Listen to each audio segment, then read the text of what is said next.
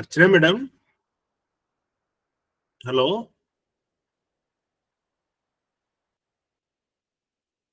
Hello. Good evening, sir. Yes, sir. Good evening, Good evening, sir. What about our resource person, SP Singh, sir? SP Singh, sir. He will join soon. He will join soon, sir. Okay, He called me. okay. No problem.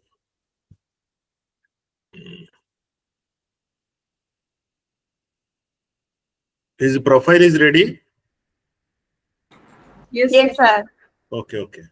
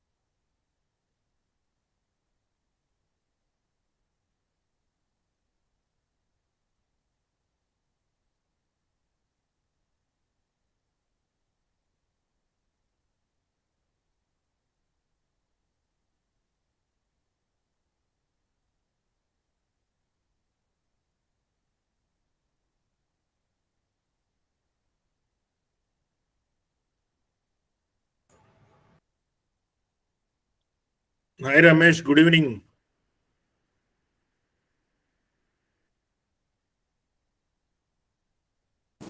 Gopi. Mm-hmm. Good evening. Okay. Yeah, Yours is tomorrow or day after tomorrow? No, Friday. Friday. Okay. Mostly tomorrow I'll be able to share that presentation. I'm just about to finish it now. Okay. Good. So, I think other day Kondakar was there, na, in our trial. Great. Today sir joined. Today SP Singh sir. Sir, good evening, sir. Good evening, Professor SP Singh sir.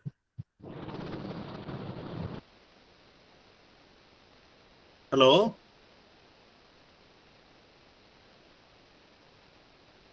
Sir, is it audible, sir?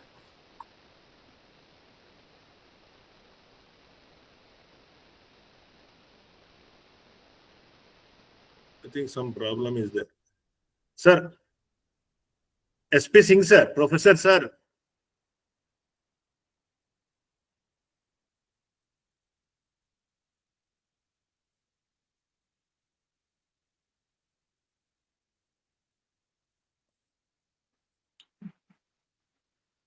Sir, maybe some technical issue. Technical problem, I think. Yes. Yes, sir. Are you audible? Hello, sir. Sir, Professor SP Singh sir, is it audible to you? Our voice? You are audible, but my voice is reaching you or not? Somewhat lightly, sir. Okay, So, then I will increase this. Yeah. what about your video, sir? You try your video? Okay. And is your Can you open your video? okay. Yes, sir. Now it is visible. Yeah. Now it is visible, sir. Audible Namaste, also, sir. sir. Okay. Is it? Sir, namaste, sir. Good evening. Welcome to ATAL FDP from MITS, Rayagada, sir. Okay. Then we'll be starting. It's all right. Yes, sir. Just let us wait for 5 minutes, sir, because many of the participants will join at 6 o'clock. 6 o'clock. So after a long time, I am seeing my student. She only Yeah, recommended you. Actually, gave So you before reference. that time, you can share your screen, sir. That presentation. Presentation now. Yes, sir. She only connected you to us. Yes, sir. Long before I went to your institute, maybe 20-25 years back, once I went Okay. there. Please ask if it's visible. Is it visible to you that the first Visible, sir. Visible. Yes, sir. Make it full slide. full slide? Full screen. F5. Okay. It's all right. Make it. Yes, sir. Yes, sir. इसको minimize कर दो ना ये. No, okay, sir. Let it be there, sir. No problem. Now people are joining, sir. People are joining. The sound and yes. Okay.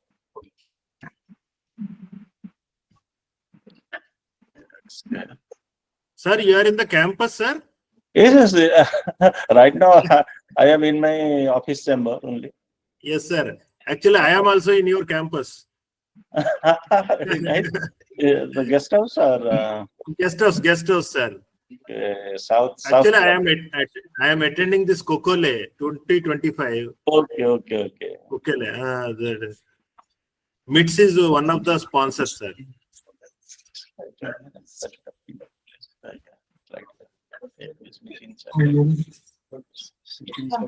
अभी नहीं है. एक minute अच्छा होता है.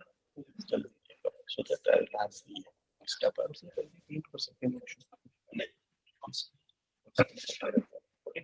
But whether that sound is on.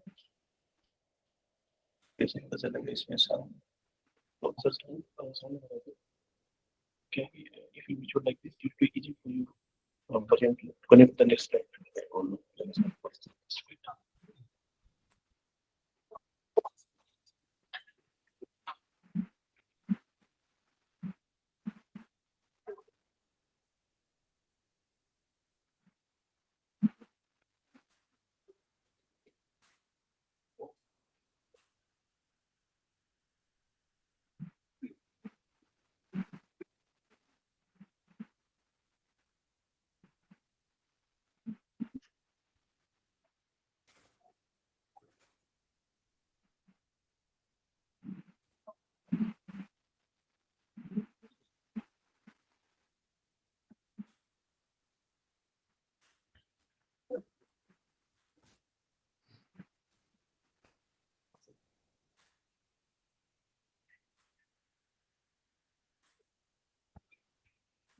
Shivani madam, send one more message in the group to join. In a WhatsApp group, send that almost resource person reached. Yes, sir. Request all the members to join immediately. People are joining.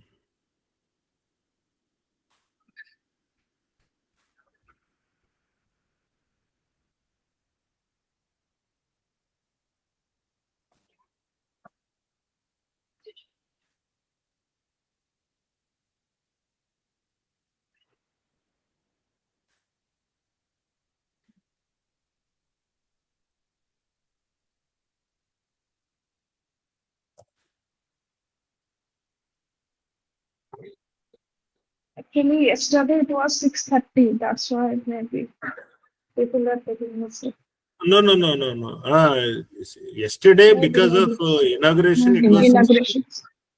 You can put the message, Sibani, like that. Today, the programs, actually, people know. Every day from today onwards, 6 p.m. only.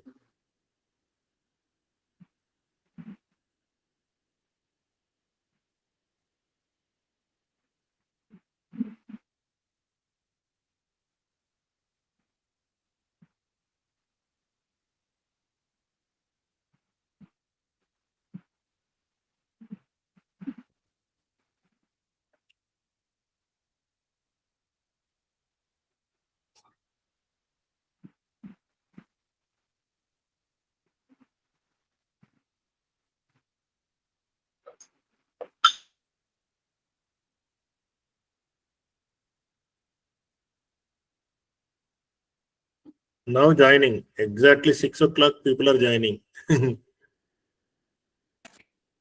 They don't want to waste even 1 minute also.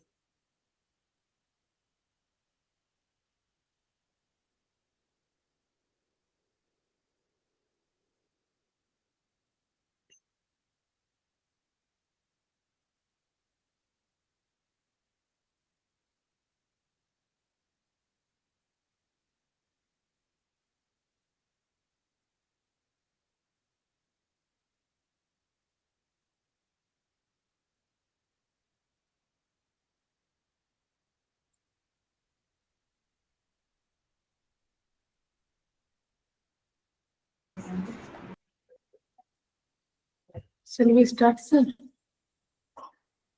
We can. SAR is there, no? So you can put the SAR slide. Yes, it's all right. I'm here all. Yes, sir. No. We have our own slide, sir. Today's program slide. Okay. Snehsis, can you put the slide?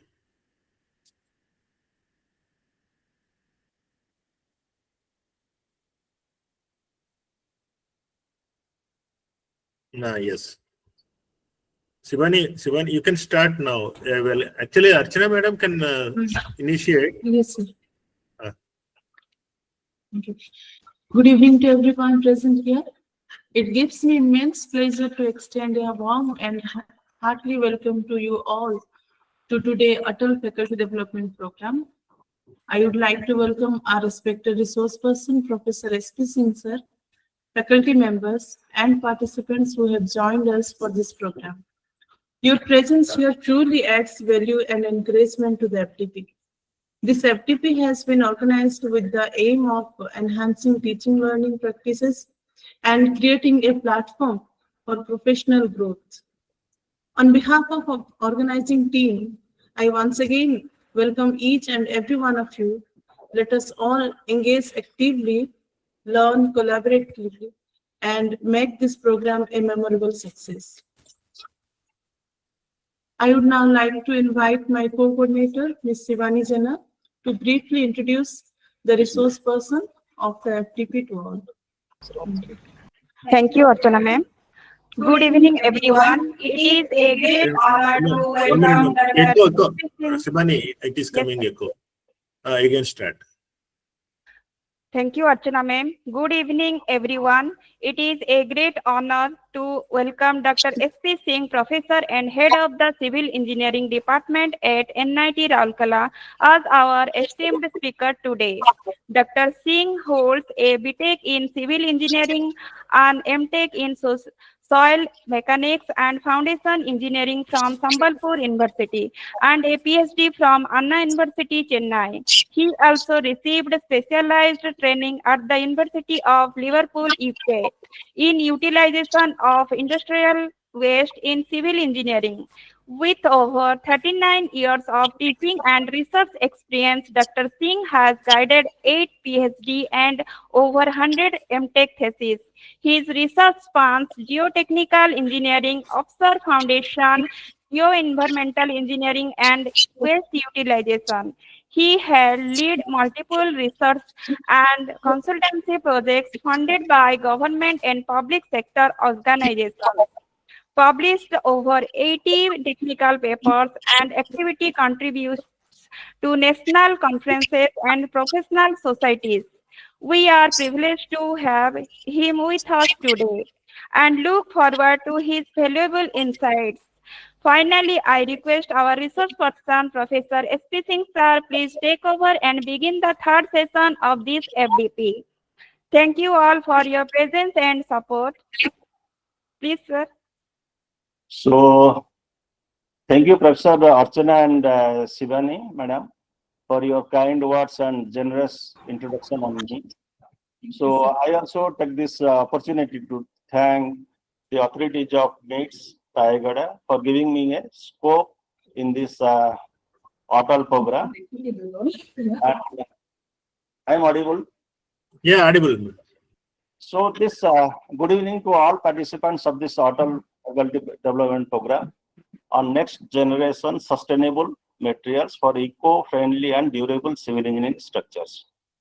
So it is a pleasure for me to be with all of you today, and I also extend a warm welcome and wishes to everyone on this auspicious occasion of Navaratri.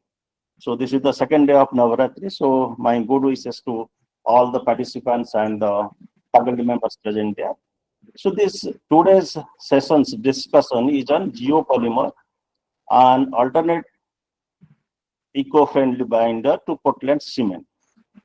And I hope that most of the participants this program are young, and I believe this will make this session even more meaningful because the participation of young people will be more attractive and encouraging for a old person me who has already crossed 60.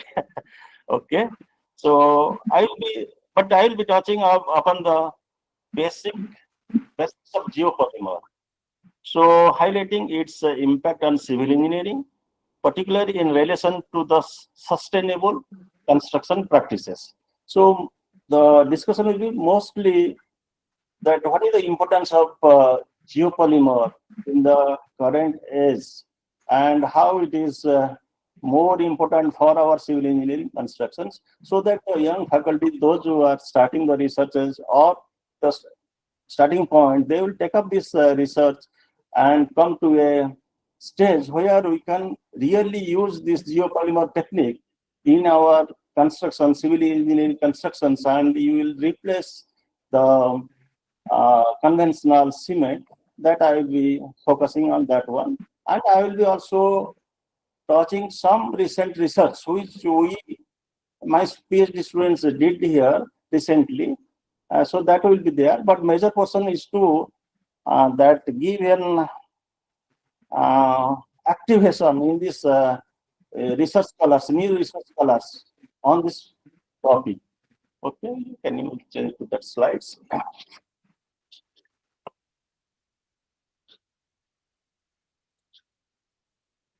So, is it visible, participants? Yes, sir. Yes, Visible. sir. Yes, sir. So this, as I told you, this text is up done now. Okay. So as I told that the discussion will be on geopolymer and alternate eco-friendly binder to Portland cement. And this presentation of this, the list of content will be touching upon the history of conventional binders, necessity of eco-friendly binders.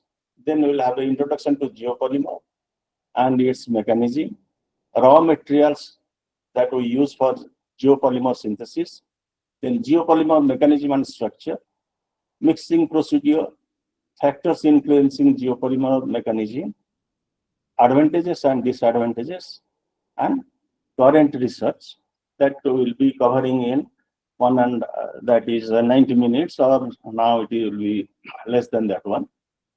So if you come, this slide must be common by all resource persons. This is about our conventional binder that we call the OPC. So ordinary Portland cement is a conventional binder which we use in construction industry. So now we are using that OPC, PPC, and PSC. So that we call it slag cement and pozzolanic cement, and we use it. And it is the second abundant material used by the construction industry after the water. And the annual production of OPC is about 4.1 billion tons in the year 2023. And this figure shows the cement production from 1995 to 2023, and it is around 4.1 billion tons. So we need our infrastructure. We need, for infrastructure, civil infrastructure, we need cement, but the cement is not an eco-friendly material. That is the problem. It is not an environmental, it causes a lot of environmental impacts. So coming to this one, the history of conventional binders are OPC or PPC that we call conventional binders. This figure gives you the region-wise share of global cement. China needs own 52% of cement production, and India 6%, then Japan and 21%, this one like this one. So our subcontinent, China, India, and other Asian countries, we produce around 80% of cement. It is good because we have the raw material and we are producing a lot of cement for us. But compared to this one, European countries and even the US, the production of cement is not that high, and they used to take from our resources. Then coming to this one, this is the production process OPC involves huge mining. All of us, you know that for production of cement, conventional cement, we require natural resources like limestone or calcite, dolomite. It is a mixture of calcite and magnesium carbonate, and natural clay. And during the production of cement, we use around 3.5 to 4 gigajoule of energy for production of 1 ton of cement. And how we got this energy? Energy by fossil fuels, and mostly it is from the coal. Sources of energy is coal. And getting 3.5 to 4 gigajoule of your energy requires huge amount of coal. And in burning of coal, fossil fuel, the greenhouse gases releases. And for each 1 ton production of cement, we release also 0.85 tons of carbon dioxide to our atmosphere. So this is the biggest concern of our conventional cement. 1 ton of cement, what we got for our construction, that releases around 0.85 tons of carbon dioxide. Similar amount of carbon dioxide we are releasing. That is the biggest problem with this one. In addition to that, we are using the raw material. It is also limited, and the process is also, we are also consuming our fuel resources. And cement industry, it is responsible for about 5 to 8% of carbon dioxide emission globally. And this figure 3 gives you the worldwide carbon dioxide emission of cement produced from 1995 to 23. The similar thing around, we have 1,700 million tons of carbon dioxide released at present to the atmosphere. This is a huge amount greenhouse gases. Then what to do? Because we cannot stop our construction activities. That is the societal need. So we have to go with it, and it is increasing. Our construction activities, infrastructure construction is increasing day by day. And if you use cement, you will be, and the process what we are using right now, that is your OPC, you will be releasing a lot of carbon dioxide, and that results will be environmental disruption. So now we are talking about this greenhouse gases and its impact, and unequal rain, temperature rise. Whatever the changes in climate is caused by mostly the greenhouse gases, and one of them is the construction industry, that is your civil engineering infrastructure, that is due to the cement. So what we can do, we can use a sustainable construction material. Can you replace the conventional cement by a sustainable construction material? So that mainly focusing on the environmental impact. So if a construction sustainable material, so what should be the sustainable material? It should meet the structural needs, first thing, strength and durability. We should not compromise the strength and durability. Whatever sustainable material we'll think of, it should have sufficient meet our structural needs. Second is, it should be eco-friendly material, renewable material in our construction, promoting waste utilization or waste reduction, energy efficient, economy in construction. That production of that material should not be that high, use of local available material, and lastly it is added that water efficient. Because I told that in construction industry, the highest amount of resource water use is water. And there is a conflict between the water, resource of water, between the states, between the countries and all these things. And somebody told that it will be the next world war maybe due to the water, conflict in water or river. So our construction material, sustainable material should be such that it should be also water efficient material. Then necessity of eco-friendly binders. The existing cement industries cannot balance both demand and sustainability. Low carbon or eco-friendly binders are essential for sustainable development in construction industry. New technology is required to convert industrial waste to value-added applications. So if you see this figure here in your right side, so what you see that there is an environment. So a sustainable material should be such that its environmental impact will be very less. So it should not affect our ecosystem or environment. Then it should be economical. The material should be economical. Then we will tell that it is sustainable. Then it should be acceptable by the society. Societies should not reject that material or acceptable by the society. Then coming to the geopolymer. So geopolymer are defined as inorganic amorphous to semi-crystalline 3D frameworks comprises of silica and alumina tetrahedral units linked with covalent bonds. So this is the geopolymer is a sustainable alternate to our conventional cementing material. So it is invented by the French scientist Joseph Aggregates in 1980s. So there is a term, if you see that slide, something was written and it is we put a cross mark on it.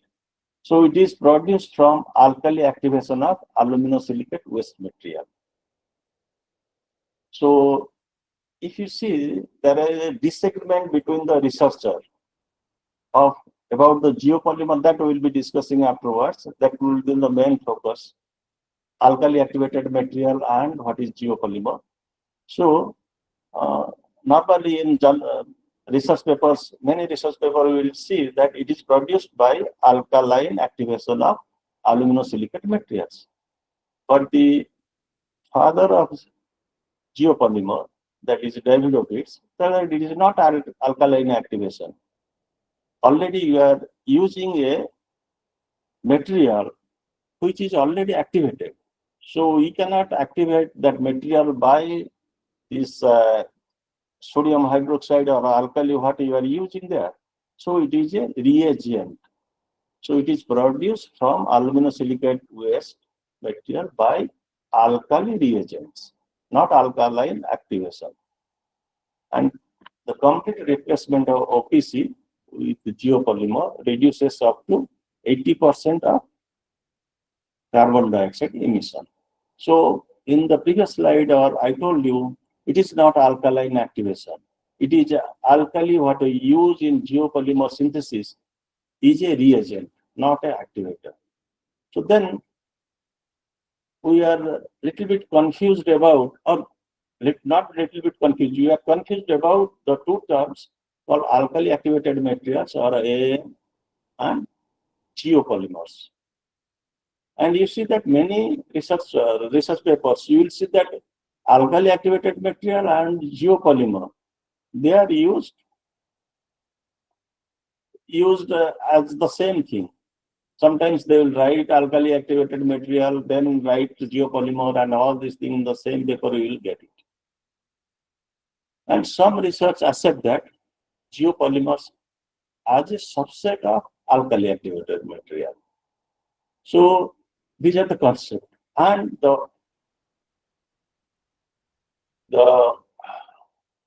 scientist who developed this geopolymer, that Joseph Davidovich, tell that okay, geopolymer is not alkali activated material. But if you see many research papers, even in many research papers, this alkali activated material and geopolymer, they are used side by side. So no distinction about this one, but I will be telling what is the concept of Davidovich and what is alkali activated material or what is geopolymer. So coming to the alkali activated materials, they are binders produced by reacting aluminosilicate rich material with a high alkaline solution. This alkali activation dissolves the solid percussion and precipitate the cementous hydrate gel. So that is, in alkali activated material, the essential precipitates are hydrated gels. This is similar to the gels what you get in cement hydration. So hydrated gels means it is a structure in which water is there. Water is an integral part, or structural water is there in that compound or in that gel or in that precipitate. So that we will call hydrated gel because water forms a part of that structure. So alkali activated slag means we have calcium aluminum silicate hydrate or aluminum hydroxide, magnesium hydroxide, you will get this one. If you will have a alkali activated slag, if you activated slag by alkali, you will get this type of precipitates. And these are called the precipitates.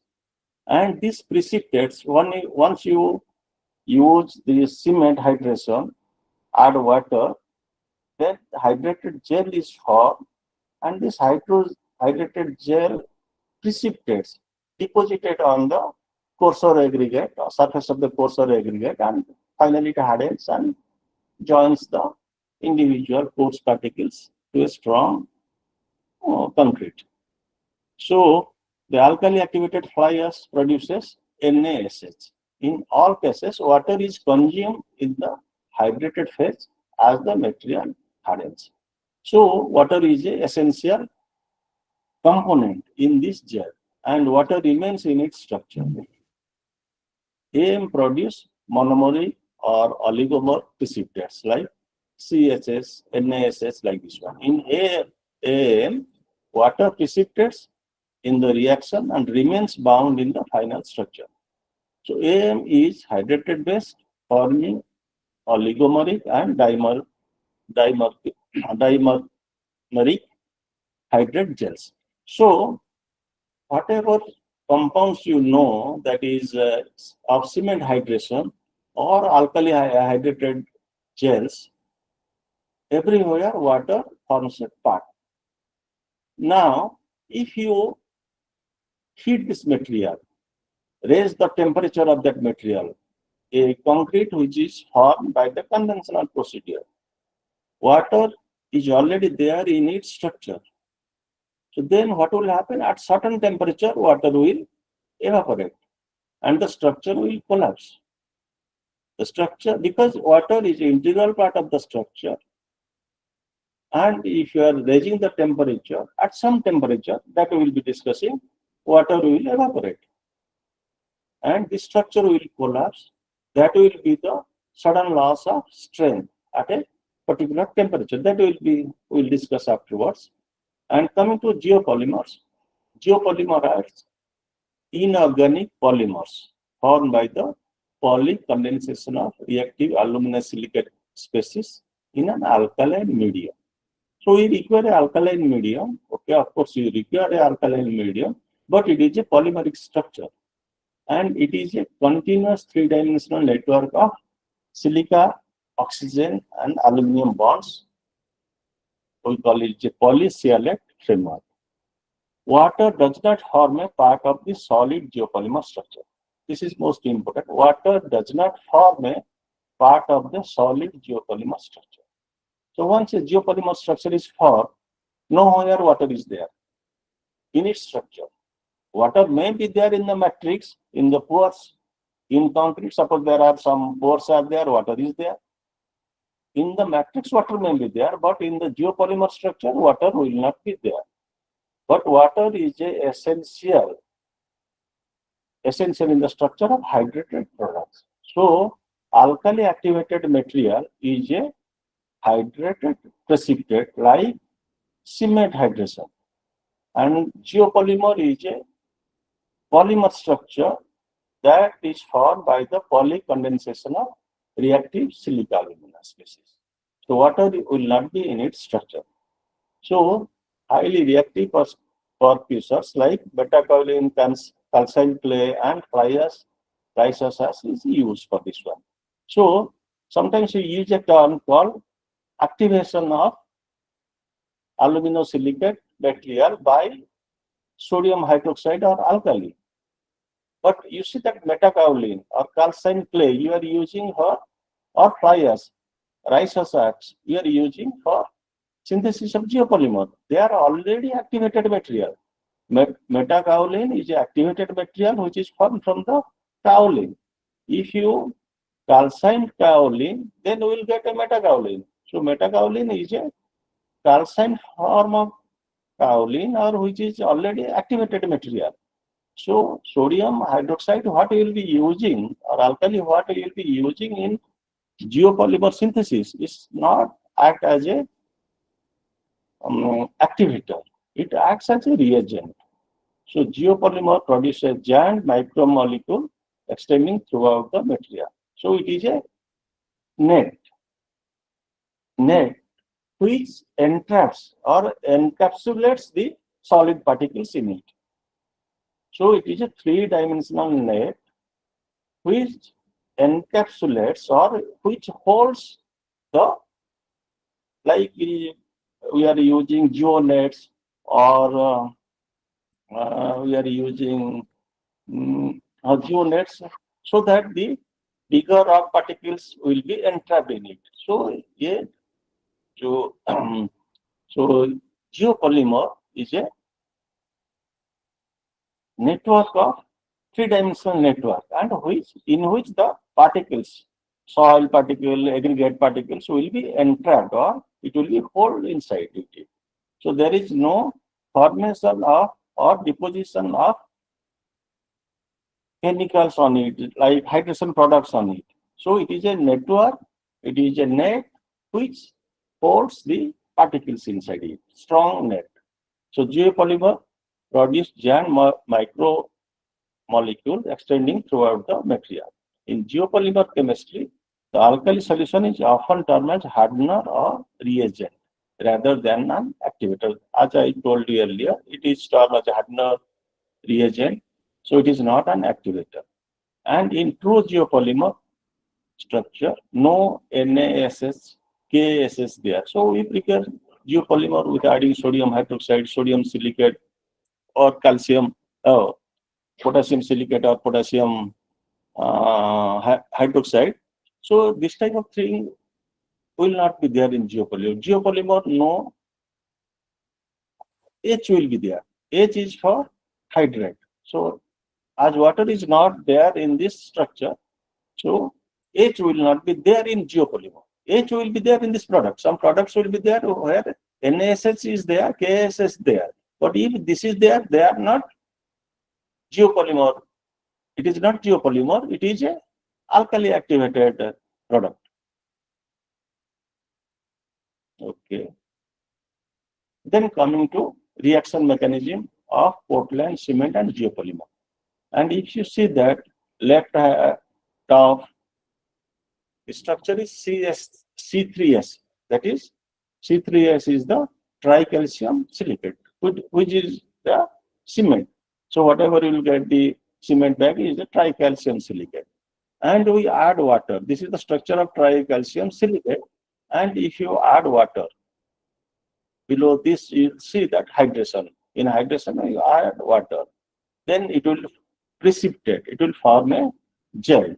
And you see that this water, what you are added here, it forms a structure here.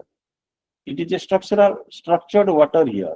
So it comes in that structure of this one. So we call it a hydrated C3S. So water is in its structure. And to the side, you see that this is a potassium sialate siloxane. It is a geopolymer. Here potassium bonding is there, which balances the charges. And here in the structure, nowhere you see that water is there.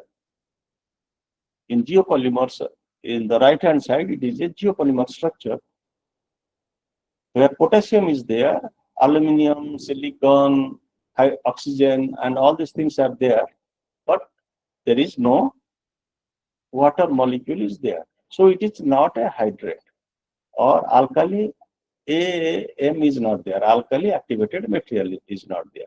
Alkali activated material is similar to cement hydration materials. Essentially, they hold water in its structure. But in geopolymer, there is no water in its structure. So now coming to the things. What raw material we use for geopolymer?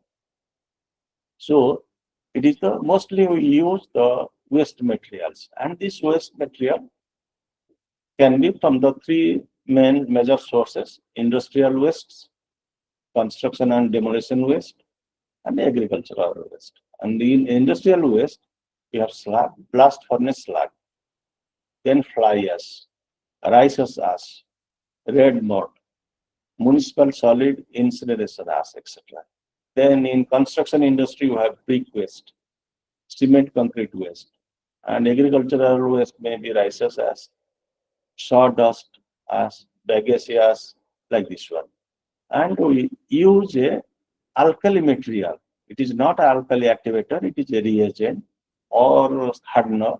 It may be sodium hydroxide, potassium hydroxide, sodium silicate, potassium silicate, like this one, calcium carbonate, and all these things. But if you see that material, base material, that is the blast furnace slag, fly ash, rice ash, red mud. Is it an activated material or it is not an activated material? So if you see that slag, what are you using for production of geopolymer or AAM, that is alkali activated material, is it purely blast furnace slag? No. So if you use blast furnace slag, if you have seen that old steel plants, you have seen that lot of slag, blast furnace slag, is dumped outside of the industry, and that is not being used by anybody. the slag, what you are using in slag cement, preparation of slag cement, is not blast furnace slag. So we are producing from OPC, you are adding this slag, and we are telling it is a slag cement. But is it really a blast furnace slag? Okay. So if we are, that is the blast furnace slag, why so much of blast furnace slag is dumped outside and nobody is taking it?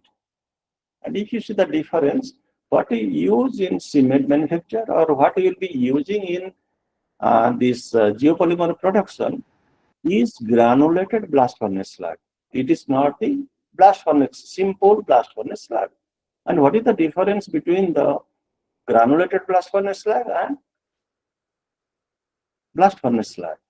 So this is from the blast furnace, the flux, which is a mixture of earthen material, lime, and all these things. Molten iron remains at the bottom part of the furnace, and the top part, flux, which is the earthen material that is there in the iron ore, and we have added limestone dolomite as a we use in the manufacture of steel. So that is the slag. And if you pour this slag, what is previously used, that slag is poured, and this is gradually pulled down in the normal atmosphere. So in that case, that slag is highly crystalline in nature. And that crystalline nature or product is not an activated material. But the same slag, once it undergoes the quenching process means that slag, molten slag, you just spray cold water very high speed so that the slag will be fragmented to very small pieces like silt and sandstone particles, and it will be pulled down very, very quickly. So the amorphous structure will be formed. So now that is activated. So this slag, what you will be using in the manufacture of what are you using in cement manufacture or the manufacture of this synthesis of geopolymer is activated slag that we call granulated blast furnace slag. Like fly ash is also same thing.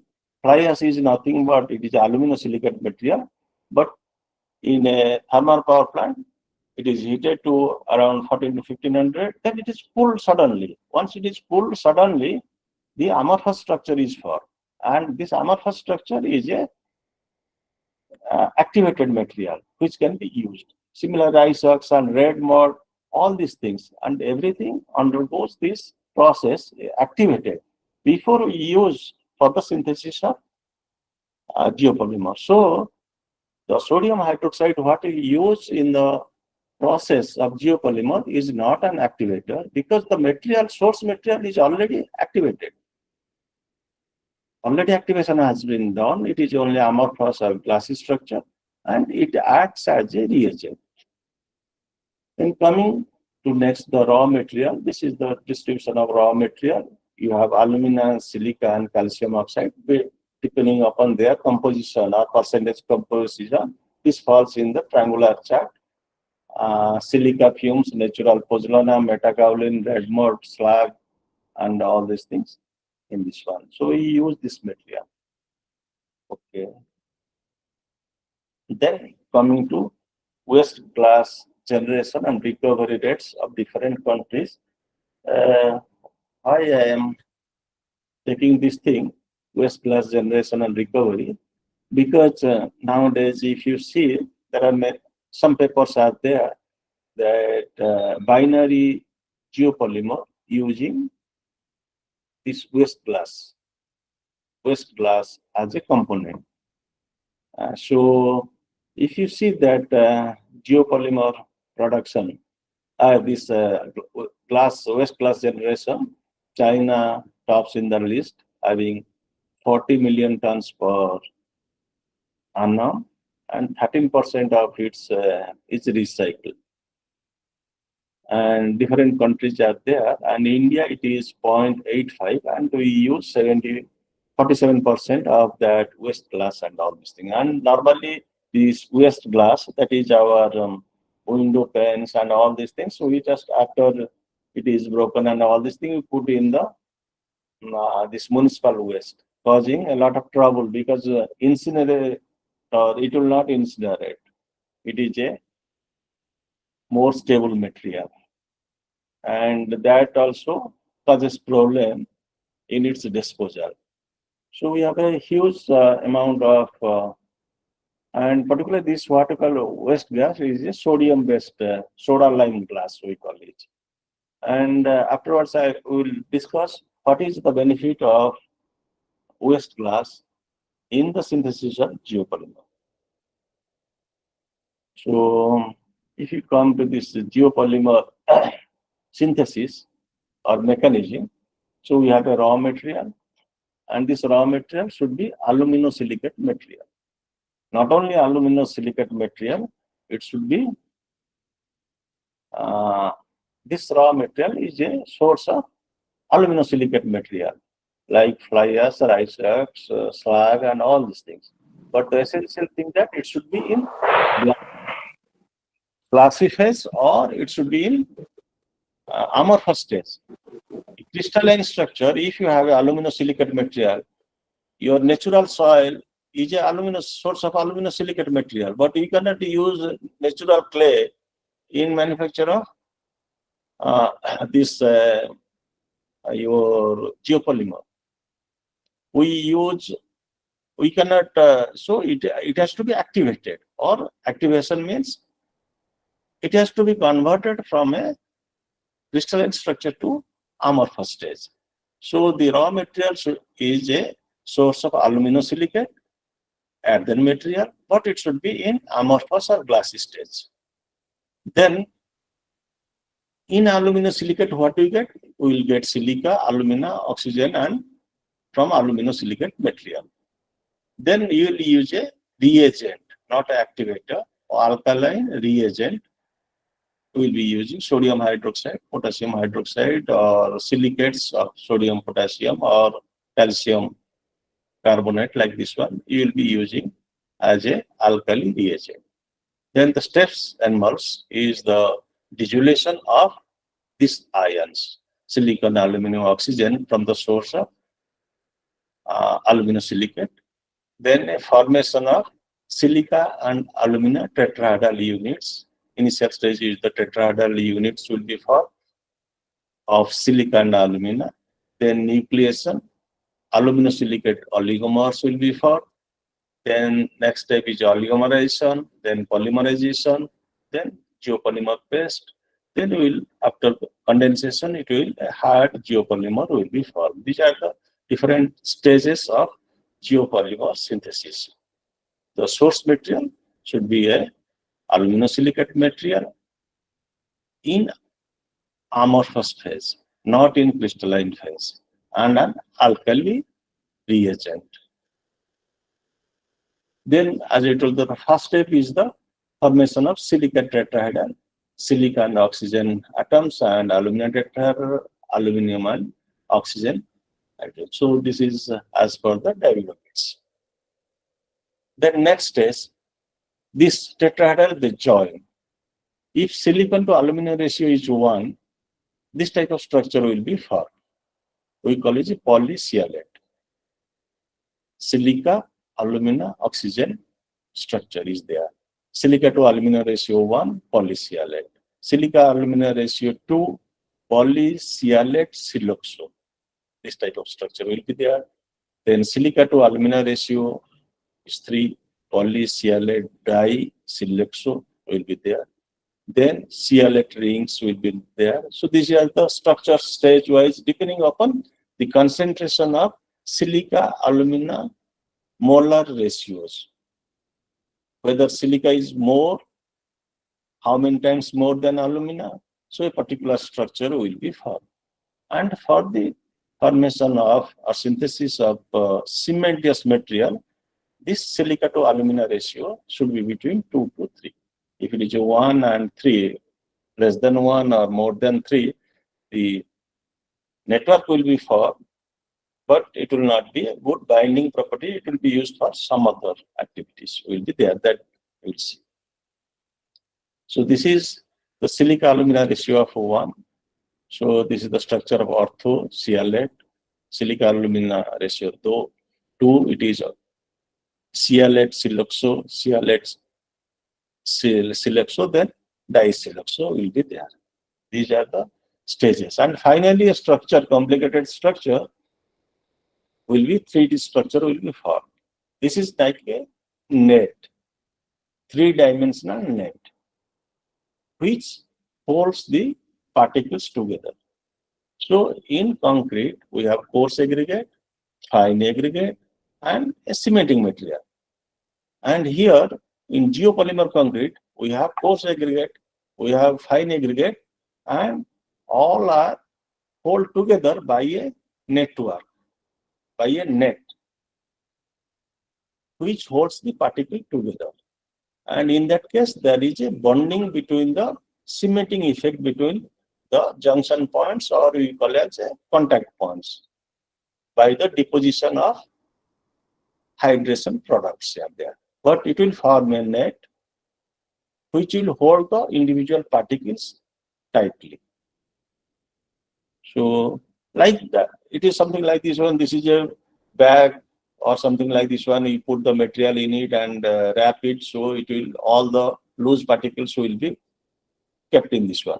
So like this, it is a structure, network 3D structure, in which you have the loose material like coarse aggregate, fine aggregate, sand aggregate, and all these things, and they will be held together by this net. Then I told you that silica to alumina ratio 1:1:1, 2:1, 3:1, more than, then for what purpose they use. 2:1, we have cement concrete. So, and if it is more and less, this will be there, for different uses are there. Then coming to mixing of this one. So we have a coarse aggregate, as I told you, then a fine aggregate, then aluminosilicate percussors, then dry mixing. What you follow in the laboratory or right now is like this one. We mix it, dry mixing, then we add alkali reagent here. After dry mixing, thorough mixing, homogeneous mixture of all the solid ingredients, then we add this liquid, then you add extra water or something like this one. As per the consistency, then we'll get a wet mix, then casting, curing, and it will develop strength. Then factors influencing geopolymer mechanism. What are the factors which influence this geopolymer? Whatever geopolymer is produced with strength, stability, and everything will depend upon the which parameters. First of all, the type of aluminosilicate percussor. Fineness of this one. Fineness is measured in terms of specific surface area. Then type and concentration of alkali activator, molar ratio silicon to aluminum, sodium to aluminum, and calcium to silicon molar ratios. Liquid activator to alkali activator to solid binder ratio, L/S ratio, how much the L/S ratio, then water content, timing of mixing, then curing regime, that particular the temperature, and of course some humidity is there. Then coming to these factors influence time of aluminosilicate material. I told that all other material are aluminosilicate material, but we require a aluminosilicate material which is highly amorphous. So a precursors should be amorphous in nature for better reactivity. So here you see the XRD image of slag and fly ash. You see there is some peaks are there and there is a hump here. In GGB, you see that ground granulated blast furnace slag. You see that there is no peak here in XRD analysis. So it shows that it is not a crystalline structure. It is amorphous structure. It is aluminosilicate material, but it's highly amorphous in nature. And this is a fly ash. We have a hump here and some peaks are there. So it is a fly ash is also a glassy stage, but some crystalline phases are also there. So out of this, if you use this material, you see, this will be better material because most of the material is your glassy phase. Here some amorphous structure is there mostly, but there are some crystalline structures are there. And crystalline structure, we cannot get silica and alumina from crystalline structure by this alkali reagent. So once the aluminosilicate source is there, you should ensure how much glassy stage is there. If it is a crystalline, you cannot use it, will remain as a inert material in this one. Then how to find out whether it contains silica and alumina, but how much it leaches. So if you put in alkali solution, how quickly and what is the concentration of silica and alumina coming out of this our test material. And it shows like this one. We have different, this figure 10 shows the sodium hydroxide concentrations from 2 to 16. Then you see that leaching of the alumina and silicon. One is fly ash and another is from GGBS. And if you find out this leaching of alumina and silica material will be more from slag than fly ash, because fly ash has some percentage of crystalline structure is there. Okay. Then coming to the fineness of the material or specific surface area, because it is a surface chemistry. This reaction process is a surface chemistry, and if the surface area, specific surface area more, its reactivity is more. So if the materials are ultra fine, then its reactivity will be very high. Although same glassy structure is there, but it is more fine. Ultra fine cement we are using to have more strength or rapid strength. That means same cement we have ground to a very fine particles. So we have the same precursor material, but if it is a very fine or its specific surface area is high, its reactivity will be high, and also its strength and durability will also be high. Then these chemicals, what we use, activators or what you call reagent, like as I told you, sodium hydroxide, potassium hydroxide, combination of sodium hydroxide, sodium silicate, potassium silicate, like this one we use. Okay. Then coming to the molar ratio, as I told this for our purpose, this is geopolymer concrete or cement. The molar ratios, optimal molar ratio is around silica to alumina is 2 to 3, sodium to aluminum is 1, and calcium to silica. If you use granulated blast furnace slag, their calcium will be there. Calcium to silica molar ratio is 1.18 to 2.2. That gives a better geopolymer as far as geopolymer cement.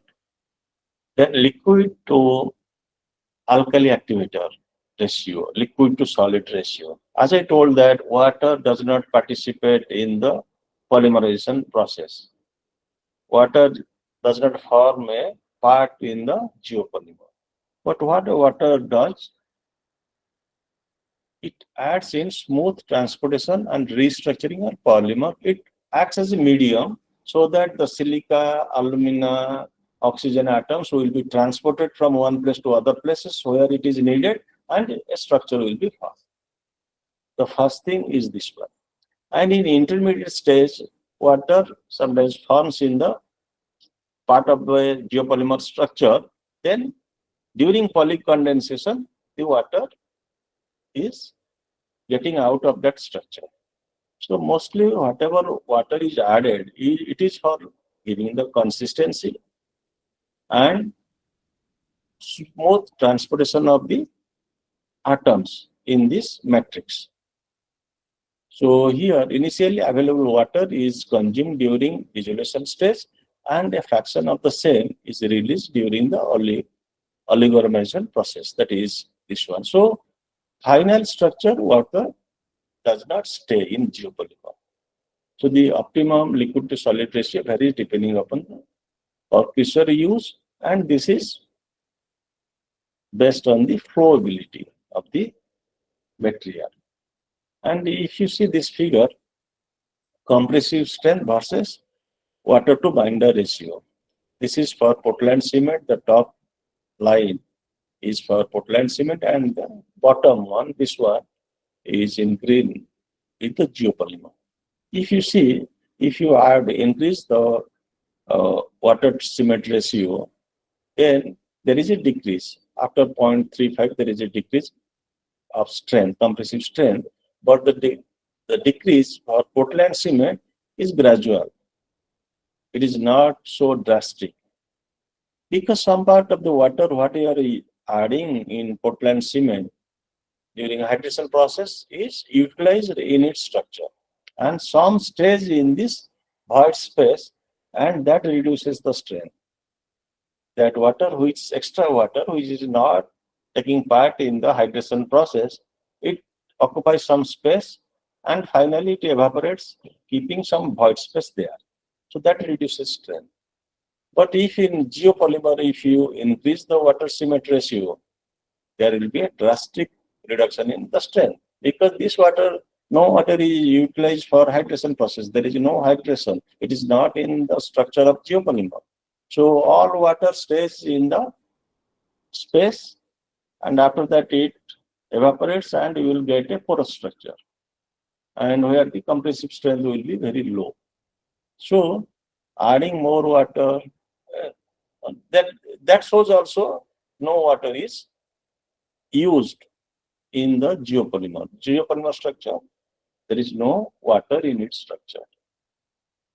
Then mixing time, increasing mixing time improves the workability for a reasonable period. But after that, similar to your concrete and all these things, bleeding and segregation, everything occurs. So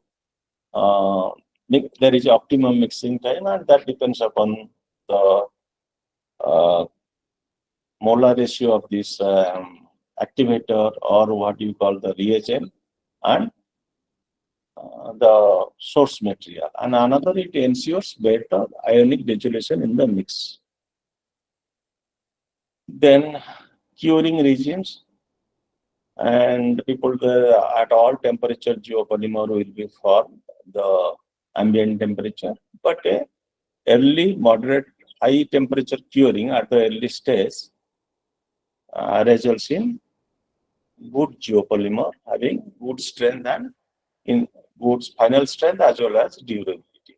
So you require some initial elevated temperature curing for formation of geopolymer, and after that you can go with a ambient temperature. Okay. Then advantages of geopolymer, if you see, reduces carbon dioxide emission by 80%. Higher strength and structural properties, low creep and shrinkage, higher resistance to fire and chemical attack. This is a added thing also, higher resistance, low permeability, better encapsulation of metallic ions. So we are using that materials, industrial waste like fly ash, slag, and all these things that may contain metallic ions, but this metallic ions will be encapsulated. It will be held in the network, geopolymer network. So it will not be leached to surrounding.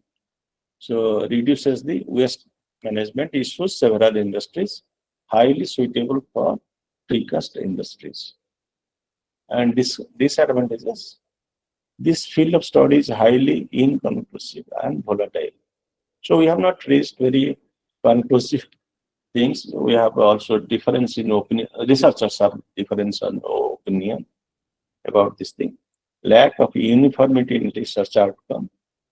Cost of higher compared to OPC, because you are using the sodium hydroxide or alkali potassium hydroxide, silicate, and all these things, they are costly reagent. So it is a costly thing is there. So trained persons are required for handling activators in the field because it is highly corrosive. The sodium or potassium hydroxide or silicates, they are highly corrosive. So trained people is required. Special handling equipment is required for preparation and storage of alkali activator. These are some of the challenges for use of geopolymer in the field. But it has a very added advantages.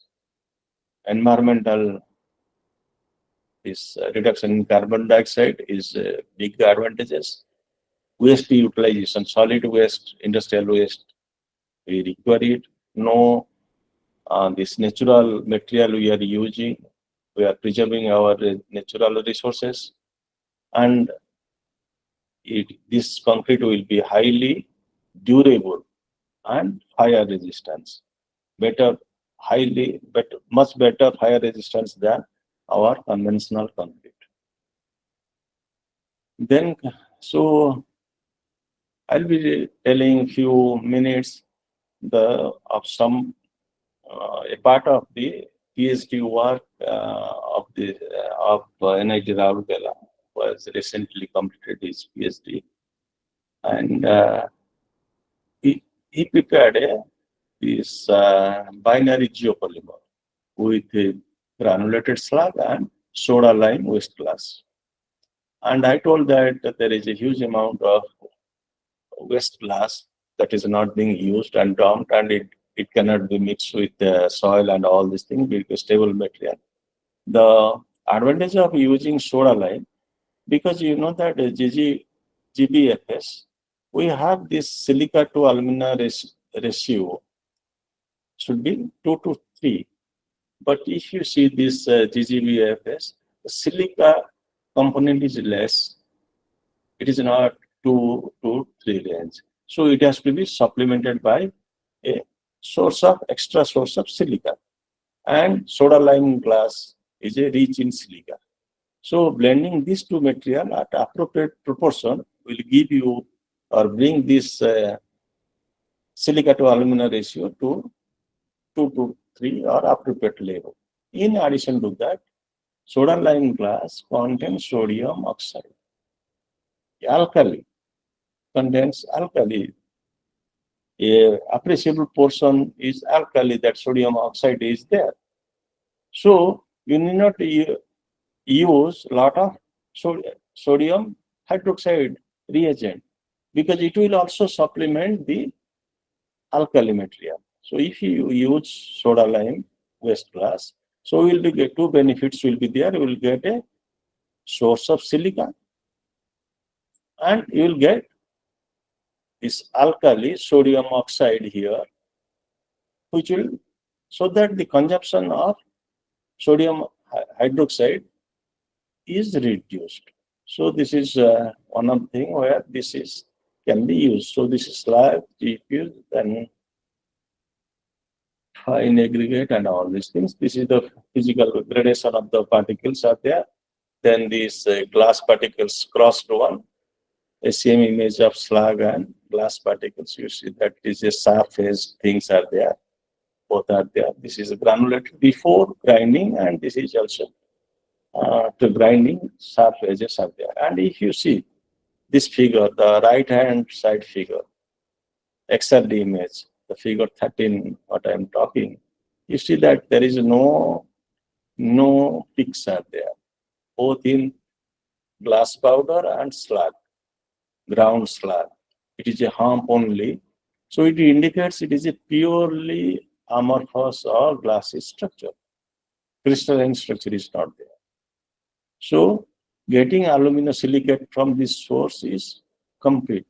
So because it is a purely glassy structure, you will get silica, alumina, and all these things from this one easily because it contains no crystalline structure.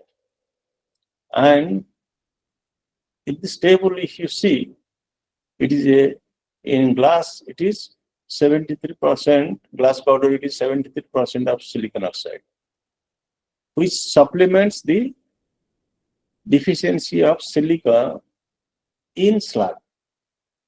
Okay, this deficiency is there. So if it is a silica to aluminum ratio, leaching is 3, means this silica source should be more than 50-60, but it is 36. So this supplements here. Then calcium oxide is there, which also goes to hydration. This calcium oxide will not, if you glass, it will form a gel, precipitate. It is that CHS gel and all these things in addition to the geopolymeric product. So it will have a both hybrid structures will be there. We have this geopolymer as well as hybrid products. And if you see this one, 11.7% is the sodium oxide. So it is an alkali. So the consumption of alkali for synthesis of geopolymer will be reduced because glass powder has already sodium oxide in it. So it has advantages like this one. It supplements the deficiency of silica because it is silica-rich material and highly glassy phase. Second is it has also calcium oxide, which will not take part in the geopolymerization process, but it will take part in the hydration process, forming CHS gel and CASS and all these things. Conventional cement type of structures will be there, precipitates will be there, which will also increase the strength. And additionally, it has sodium oxide, which is 11.7%, which will reduce the consumption of alkali. So in this research, he has taken the GP content 0 to 40%, sodium hydroxide concentration for 2 to 10 molar, liquid alkali to activator ratio 0.25 to 0.45, sand to binder ratio. This is the conventional motor test. And these results are put in setting period, soundness, compressive strength, mineralogical microstructure. Okay, another 25 minutes are there. Okay.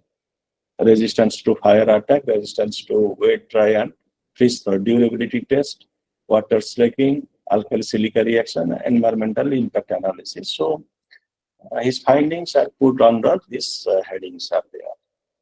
So you see that setting time, and you know that geopolymer is fast setting material in both initial and final. This is the OPC. His initial setting time should be 30 minutes and 600 minutes will be here, but you see that in geopolymer it is less. Particular final setting time is much less in this one. It is in terms of 1 hour to 2 hours, not more than that one, and sometimes also 1 hour. This one final setting time, and there is not much gap between the initial and final setting time. And many people, they have also worked on how to increase the setting time for geopolymer, increase the setting time. This is one of the problem with geopolymer because setting time, it is fast setting material. Then this is the workability. Okay, next to coming to soundness, and you see that as per IS 4031, the soundness should be 10 mm, and 10, and all these mixtures with and different concentration molar ratios of sodium hydroxide, the value is much low because it is a sound material. And then coming to compressive strength, and you see that compressive strength with the different geopolymer content. Initially in 2 molar, there is a reduction in compressive strength as the glass powder increases and all these things.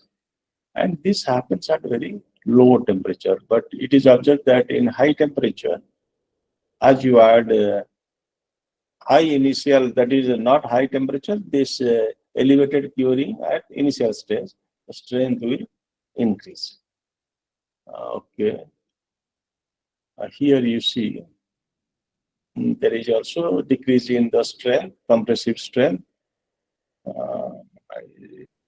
Okay, this is about the liquid to solid ratio, and you see that if very low liquid to solid ratio, the strength or compressive strength are less, and it is around 0.35 where you get the maximum strength, and as you increase the molar ratio, this liquid to solid ratio, the strength again falls due to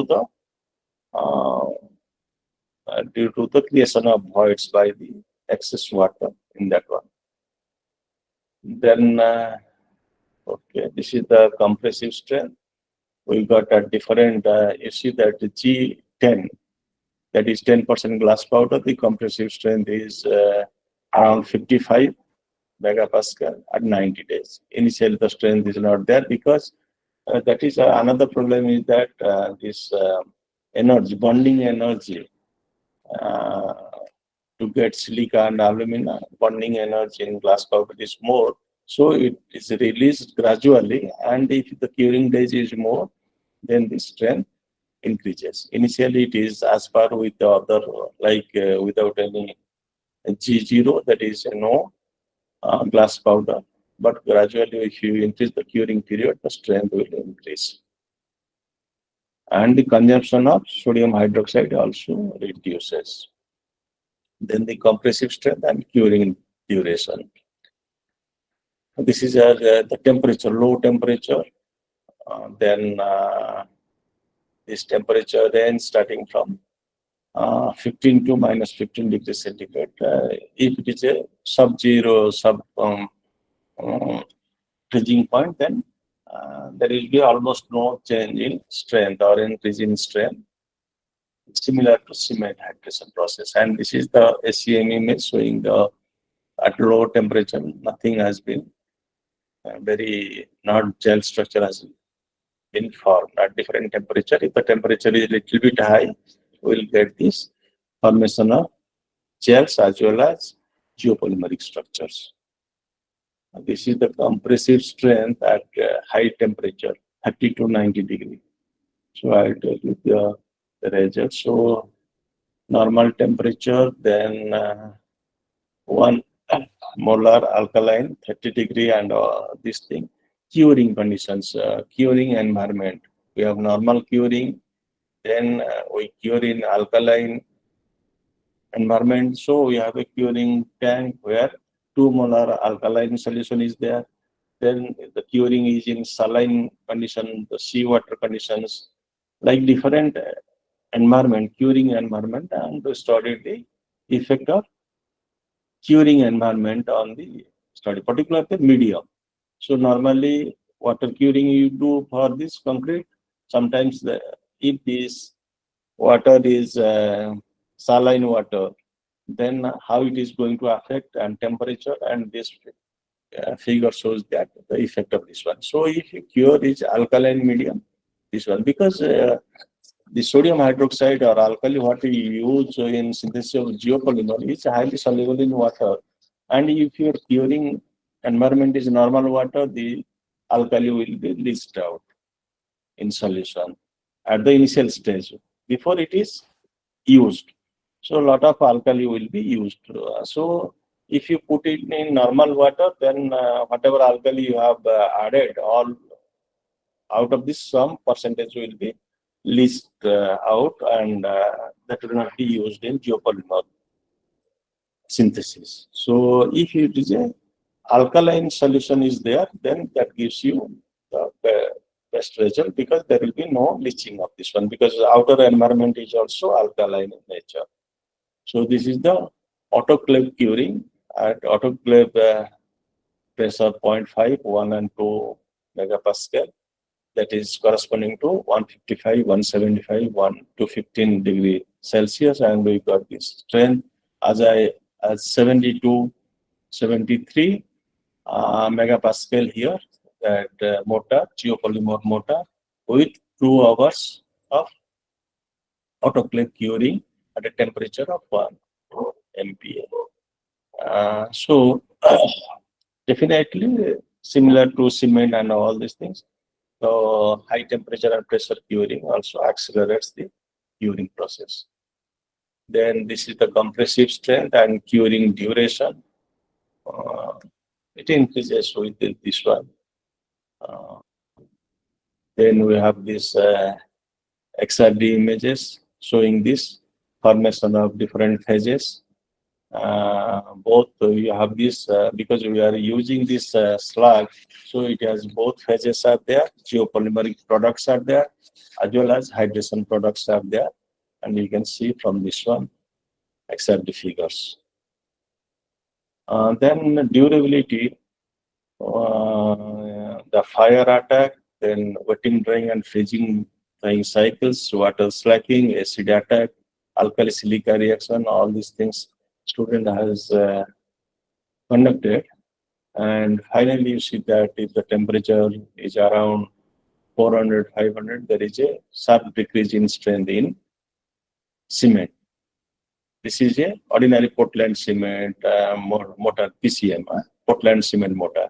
And you see that if the temperature rises gradually 0, 200, 400 like this one, and there is a sharp decrease in strength around 500 degrees Celsius. Because I told that this water remains as a structured water in hydration products. And if the temperature rises at around 550 to 600 temperature, the water evaporates from the structure. So the structure, cement structure, collapses. So its strength suddenly decreases. This is the mass loss and all these things. Similar things will occur, but in geopolymer it will not happen because water is not in its structure. So evaporation is not a question, only this disruption of the bonding will occur. So this is also a residual strength. The figure 28 is the residual strength. It is similar to this one. The mass loss and strength loss is similar to this. If around 600 degrees centigrade, there is a huge loss of strength in case of cement. But in geopolymer, it sustains high temperature before it collapses. And if you see the SEM image of Portland cement motor and slag GP motor subjected to 1000.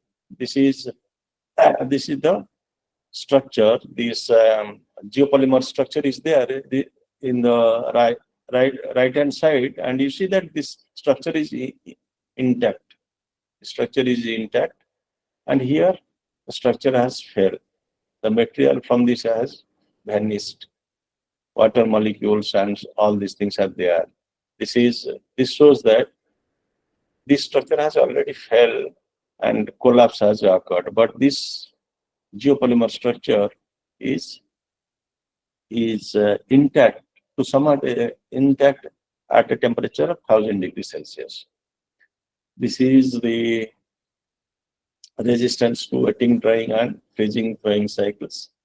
The same things are there. If it is a geopolymer and geopolymer, binary geopolymer with waste glass, it is more resistance to wetting, drying, and freezing drying cycles than ordinary Portland cement. Yes. Then again, this residual compressive strength, this is subject to wetting, drying, and freezing drying. How much mass loss is there after each cycle of wetting, drying, and freezing drying cycles? So in this experiment also, geopolymers perform much better than the ordinary cement motor manufactured from ordinary Portland cement. And particularly the 10% this glass powder added, that gives you better result. And particularly if you see that glass powder once is added to that manufacture of geopolymer, once is heated, this glass particles they melt and joins the disintegrated particles or microcracks. So that geopolymer structure will not break down at temperature of 700, 800, 900 like this one, because it is there. So these figures gives you the resistance to water slaking or slag durability test, and you have this slag durability index 85. You have this classification is there. If this it is more than 99 to this one, very high durable, medium durable, and medium high durability, low durability, and all these things. And there are different mixtures are there, and molar ratios are there, and they falls under medium durability to high and very high durability. You are not getting here, but it is durable with geopolymer structure. It is much better than the Portland cement structures. So this is alkali silica reaction, and geopolymer shows higher alkali silica expansion than Portland cement mortar. This is one disadvantage, but as per ASTM C1260, threshold is 0.1, but and these values are much less, but geopolymer shows a higher activity to alkali silica reaction than PCl. This is one point where you see that it is not performing less than the ordinary Portland cement. Then coming to last few slides, that E energy in geopolymer and Portland cement, how energy we utilize or consume in manufacture of Portland cement and geopolymer cement are different percentage of waste glass powder, and you see that there is a big difference between these two figures, and there is a lot of energy saving compared to this, and 30 to 40% energy saving is there. Then okay, this thing we have already discussed, and actually I have 10 minutes ahead of time. So if any, so if you see that the results are there, this already we have discussed. Slag has a higher solubility of silicon and aluminum and calcium ions, sodium hydroxide solution compared to glass powder. That is due to the bonding energy. Setting time of workability decreases with increased glass powder content. Compressive strength increases with increased sodium hydroxide content and liquid to solid ratio. Compressive strength increases up to 10% glass powder. For this particular material, what you are used, we find that the 10% glass powder is optimum, and if you use more, some unreacted glass powder remains in that matrix. So 10%, but there is a reduction in consumption sodium hydroxide. The strength increases with 10% glass powder content, but the consumption of sodium hydroxide reduces by 2 molar. So that is also a great advantages. Autoclave curing acid higher strength, and the geopolymer has a lower carbon dioxide emission and energy consumption compared to Portland cement mortar. Okay. So finally, I will tell that this is a very emerging area which is eco-friendly. We need a cementing material, construction material, and this conventional construction material we cannot use indefinitely, because of the time will come where the natural resources will be depleted, and a big issue is that environmental issues are there, and waste utilization will be there. So this will be the future construction material for our civil engineering, and it is eco-friendly. But there are some points which has to be addressed, how to use in the field and synthesis, and there is some uniform code and all these things are there. People are using constructions as already they are in China, then Australia, and all this are there, but there is no acceptance. Acceptance is there, but there are some questions which has to be answered by research, so that the confidence level of the users in the field will increase. So that will lead to the use of this material. So thank you very much, all the participants. And if you can, 1 or 2 questions, or if you have that questions, email, I don't know. But what I talked is very in general about. Thank you, sir. Okay. Thank you, sir. Actually, we can ask the participants to post the questions in the chat box, or directly they can ask. Okay. Thank you so much, sir. Thank you so much. So I try to give you an idea and Yes, sir. initiate their interest to work on this field. Although I am not a person of my research area is offshore constructions foundations, and I am a geotechnical person. But I Yes, sir. developed some interest in it, and my Material. students are also working in this one. Right, sir. Right, sir. Or they can directly write to me because I am in NIT Rayagada. So if they have Yes, sir. any question or any reference they need for their research, Yes, sir. I can provide it. Okay. Let me see. Participants, dear participants, if you have any questions, you can unmute your mic and you can ask the questions. Otherwise, you can post a question in the chat box. Our coordinators can read out and ask the questions to the sir.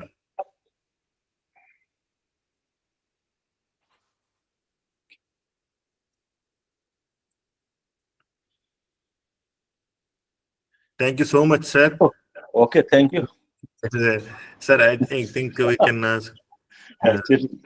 Actually, what happened? Sir, one question is there, sir. Nibedita. Nibedita, what is your question? Nibedita Dalai. Please unmute yourself and ask the question. Sir is there. Nibedita, you can ask.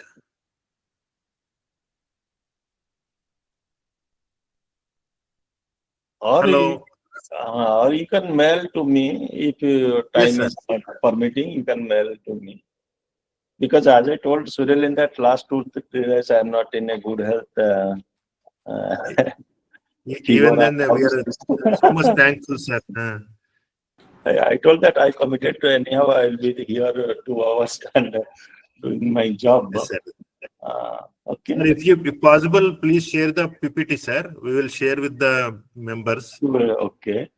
So I'll give you the PPT maybe a day after, because it will continue another 2-3 days your program. So yes, sir. Yes, sir. Up to Saturday, sir. Up to Saturday.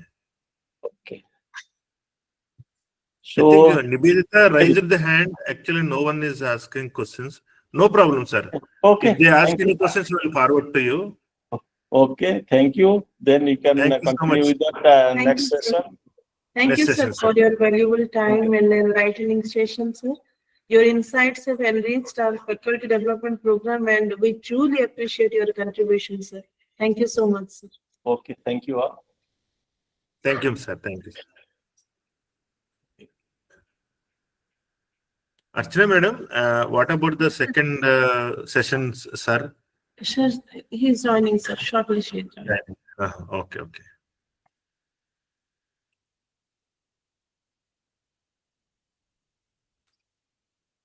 Very good number. Today we crossed 100 members at a time.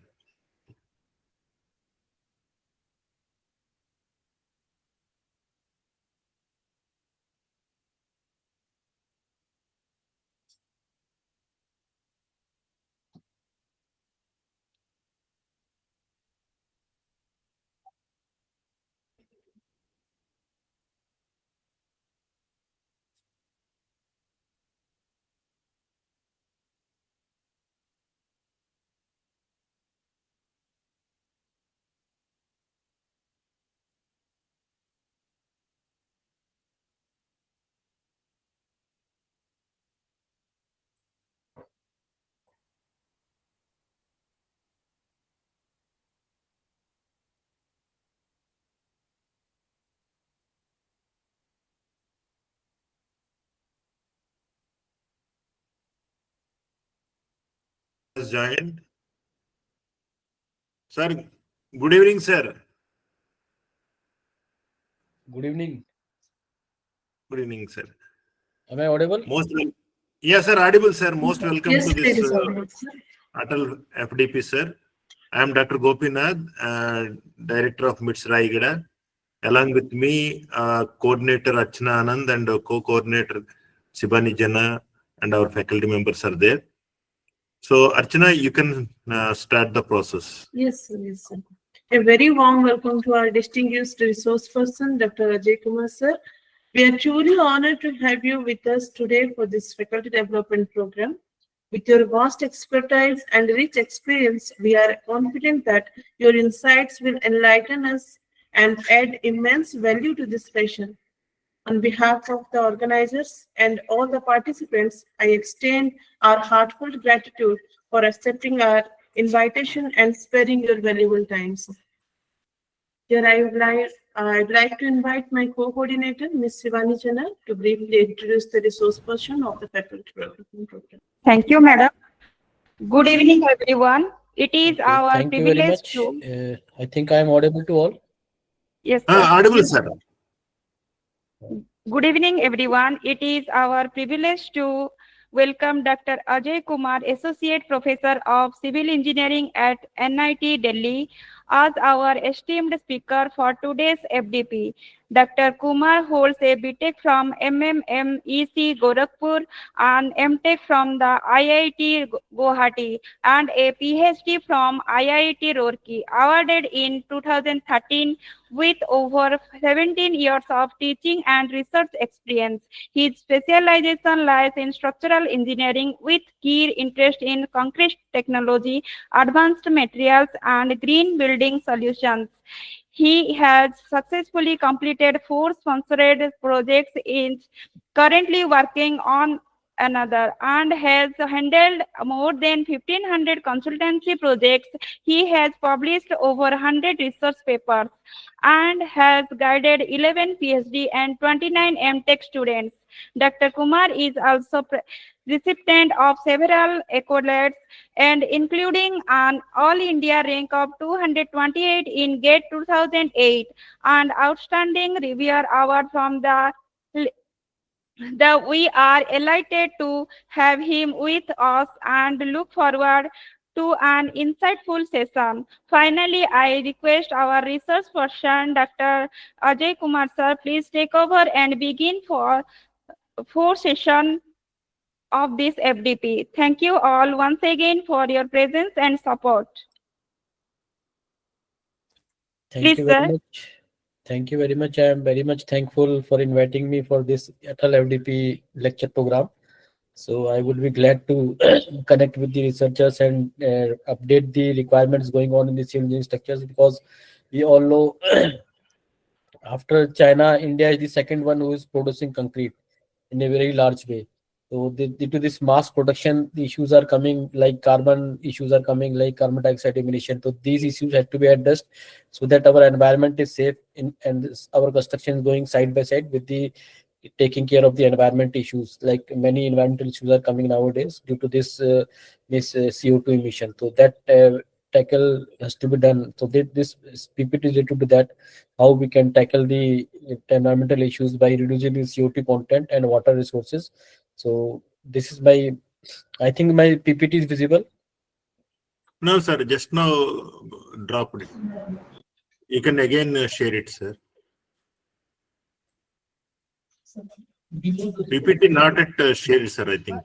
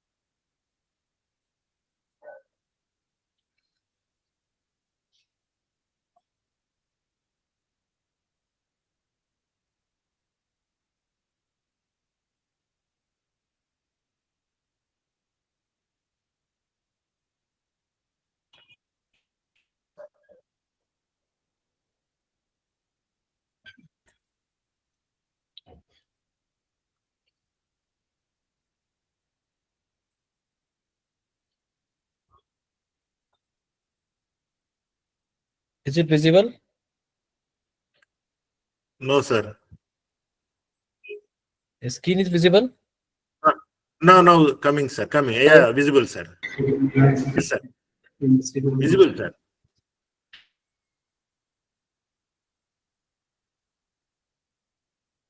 Visible, sir. Skin is visible? Hello? Yes, sir, it is visible. Yes, sir. Visible, sir.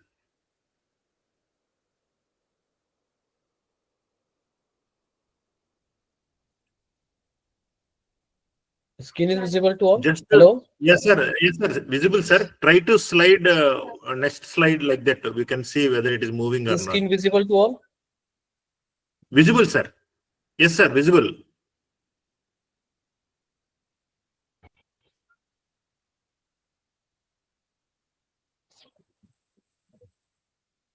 Now it is gone, sir, again.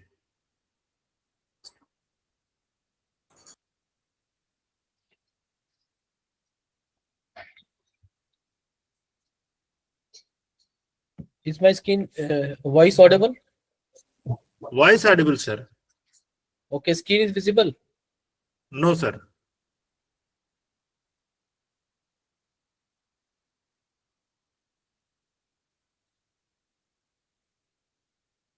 It is visible now?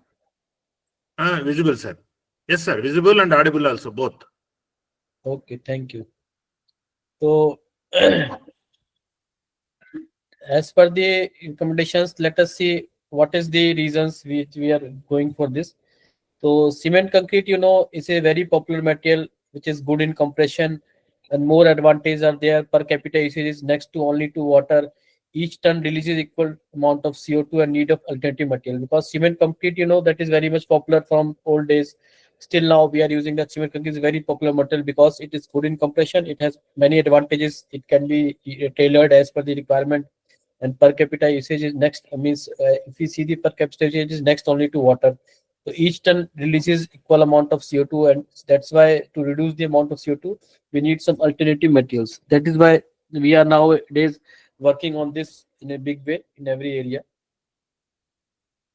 So Portland cement, as we already know, is most energy intensive, and it consumes 4 gigajoule per ton of energy, and major ingredients of it is the main ingredients of concrete, and it has less shelf life. This we already know about Portland cement. To start with, we are giving the recap of those. The cementitious materials, different cementitious materials are there using industrial waste or marginal, that are different cementitious materials that already we know, like fly ash, GGBS, lime, gypsum, etc. These are cementitious materials, and potential to use, which can be used as alternatives of OPC because they have cementitious properties. That's why it can be used as an alternative to the OPC. So using in construction is the best way to dispose, because nowadays disposing waste product and displacing alternatives like byproducts is also an issue to environment. So that is why if we use it in construction, that is the best way to dispose, because we don't require any further practice to dispose it, because we know that in space is also limited. So if we dispose it some area by some other means, so then it requires some different sources. So that is also, if we use it in construction, that is the best way to dispose. Otherwise we have to provide some other things also for that. So worldwide carbon emissions, if we say that, then carbon 10 to about 9 metric tons of this y-axis, and this is the year.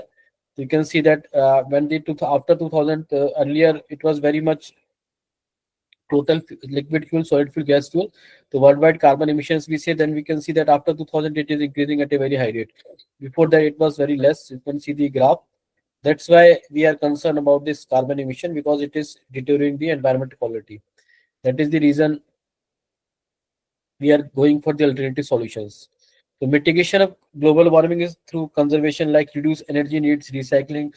These are the things by which we can reduce the global warming also. So that our recycling, this earlier we were using it and just throwing the things other way. Now we have some circular economy in which we not only use that, we again reuse it. That is the main thing. We can see this green things. Earlier it was just going in and going out.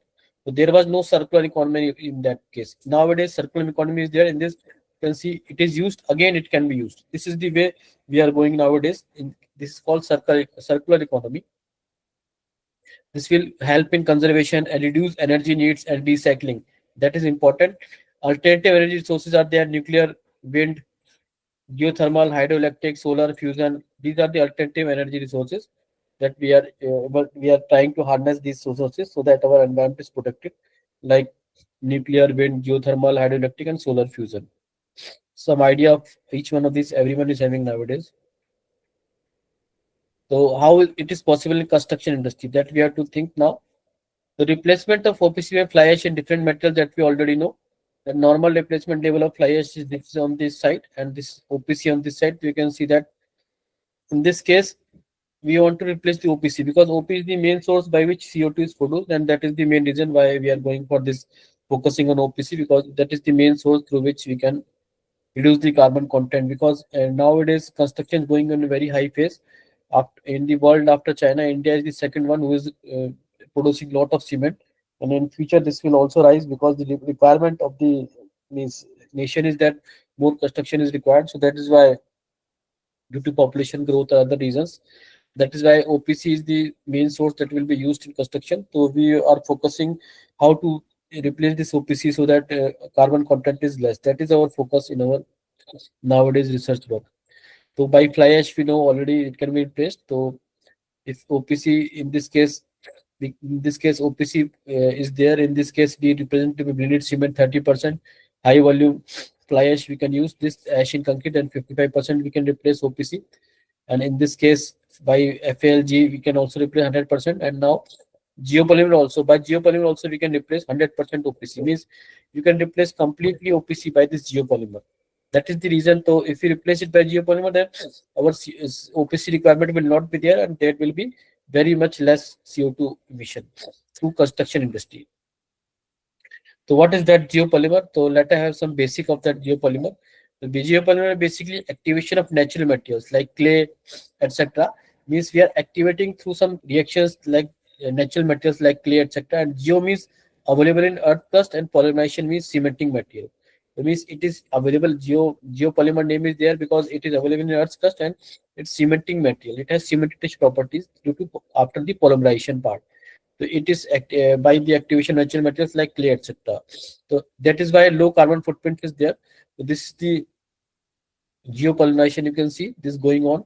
So by this, low carbon footprint is there, and it has cementing properties. That is why it is becoming popular, because it can produce the cementitious properties.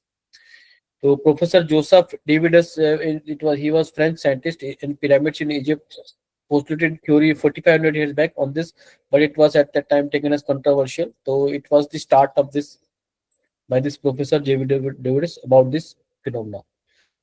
Coal ash in India is in electricity 65% coal burning, and coal reserves expected to last greater than 100 years. And this is the coal ash, which is also byproduct of cement, fly ash. These are the products which we are using in combined way. So let us have which earlier products we have been using it, like fly ash. This is some sample of fly ash from Baichu, and byproduct of this is fly ash is the byproduct of the thermal power plants rich in silicon and aluminum, and it is finer than cement and spherical in shape and can replace the cement. That we already know.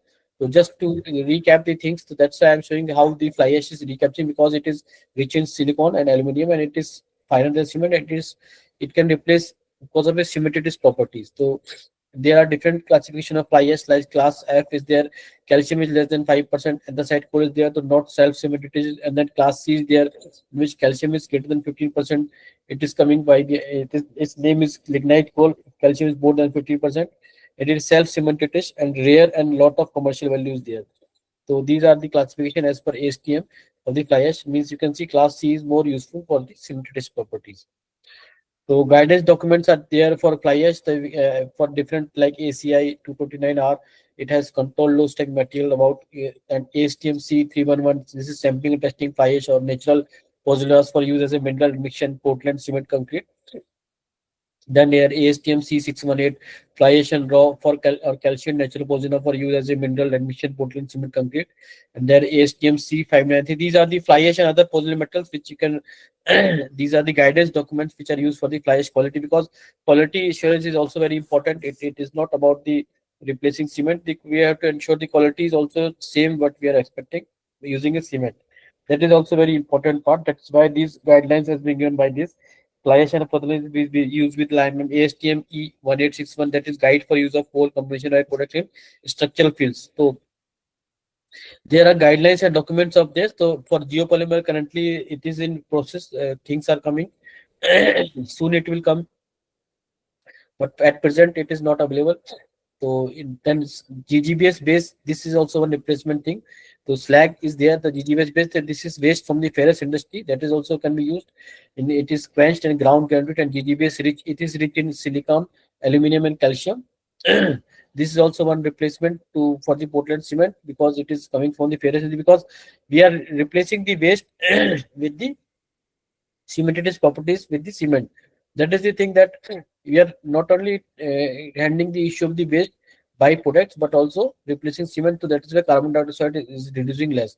Then metacolin also, it is, this is also available. This is burnt clay at high temperature. It is highly reactive, contains silicon, and this can also replace cement. But it is not economical, because it is found by burning clay at high temperature, and it is highly reactive and contains silica. That is why it has cementitious properties, but it is not very much economical. Then silica film is also there. Silica film also has the ability, because it contains greater than 90% silica, and it's finer than fly ash, and its size is 1 micron, and it's condensed form, and it can also replace cement. So this we are showing that earlier, which we were using these things, but nowadays because there are some limitations for this, that's why we are going for other alternatives. The properties of binders. So properties of binder, you can see that different type of fly ash we have seen. So their binding properties also different, as I have shown you different documentation about the classification of fly ash. That is why, so fly ash FA1, FA2, these are the different type of fly ash which we use at GGBFS. So because to maintain the quality, everything is set to be ensured. That is why if you are using fly ash FA1, then security 2.35, then percentage of residue left on 45 micron will be 0, and loss of ignition will be 0.9, and this chemical composition will be Al2O3 will be 31.23, and Fe2O3 is 1.5, and SiO2 61.12, and magnesium oxide 0.75, and SO3 0.53, and Na2O 1.35, and total chlorides will be 0.06, and CO will be 9.2. So you can see that by these different classifications, as per the requirement of the replacement cement, we can choose which fly ash we want, because the things come with cost also, because if you are using some different fly ash, so as per the requirement, we can use the most appropriate fly ash as per the requirement of the project work. So GGBS also in this specific gravity is also 2.5, and percentage of residue will 45 micron will be 10.45, and these are the chemical composition in case of GGBFS, as we have shown in the previous pictures. So based on the requirement, we will use this chemical composition, which fly ash we want to, which BGBS we want to take, so that as per the requirement, we can replace the required amount of the cement by using this fly ash and GGBS.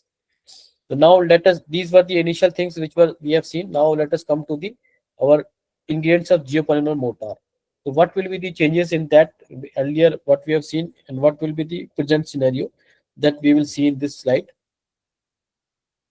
You can see ingredients of geopolymer mortar is something like this. Sand is there, fly ash is there, sodium hydroxide is there, water is there, and sodium silicate is there.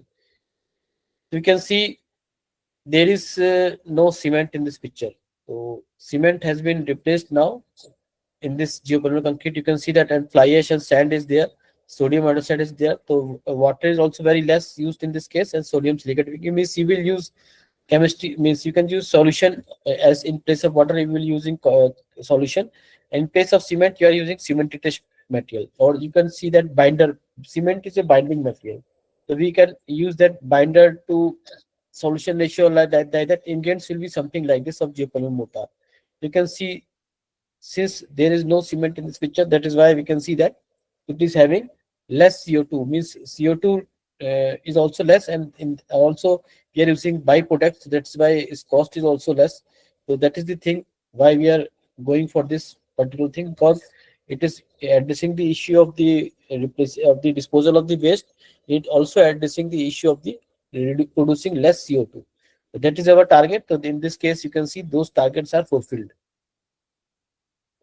So how the geopolymer organization occurs? So you can see that there is aluminum silicate, and this in the OH-1 plus MS medium it polymerizes, then it is formed like SA4, After dissolution, then polymerization occurs, and then oligomers are formed. Then polymerization takes place, amorphous polymers are formed, and crystallization causes crystalline structures like this annulus silicate. This is the activation process. This activation is done by using clay, etc. By using this solutions, you can see this activation occurs, geopolymerization occurs, and this is forming the process of the geopolymer. This is the chemical reaction which takes place as per the chemistry knowledge we know. So now water in this case, water is used to only to make the alkaline solution. So we are also replacing water here.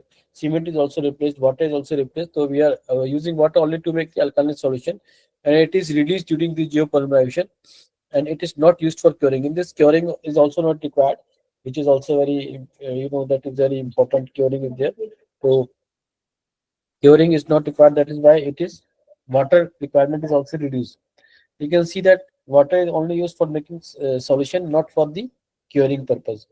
In that case, water requirement is also reduced. So that is why we can say that we are focusing on not only on the reduction of the CO2, but we also focusing on the reduction of the use of water, because scarcity of water is there everywhere. So that is why we are focusing on this, because water also requirement is reduced now, and cement requirement is also reduced. CO2 is also addressed, waste disposal is also addressed, and water requirement is also not much. So that is why we are going for this geopolymer concrete. In this case, water is only used for the alkaline solution. And since curing is not required, because in curing also that a lot of water is required, that is also not required in this case. So that is why geopolymer concrete is going on research nowadays. The making of geopolymer is same as the how to make it geopolymer. Now, since we are going for the geopolymer, then we should know how it is made. So it is process is same as cement composites, and then this change in ingredients is there. And in cement is, instead of cement we are using aluminosilicates. An example of aluminosilicates is fly ash, GGBS, silica fume, metacolin, risers gas. So you can see this process is same as the cement composites, and it is change in ingredients is there, but in place of cement we are using aluminosilicates, and aluminosilicates which what we are using, that means we are using fly ash, GGBS, silica fume, and metacolin, which we have shown in the earlier picture. So these are the aluminosilicates we will use in this case, and we are not using cement. That is the reason this is not producing that much CO2 which we are already producing. So these things show that how the things are going on without using the cement. And these aluminosilicates which we are using, these are available, the locally available material. These are not very much means we have to go. These are locally available. That is, local availability is also very much important in construction, because we are requiring that in a lot of quantities. So that is why if we require to transport those quantities, then it is very costly. That is why locally available material is also, this is also locally available material. So that is why our cost of transportation is also saved. These are the reasons why we are using locally available materials, and process is same, so that our requirement of transportation is also less.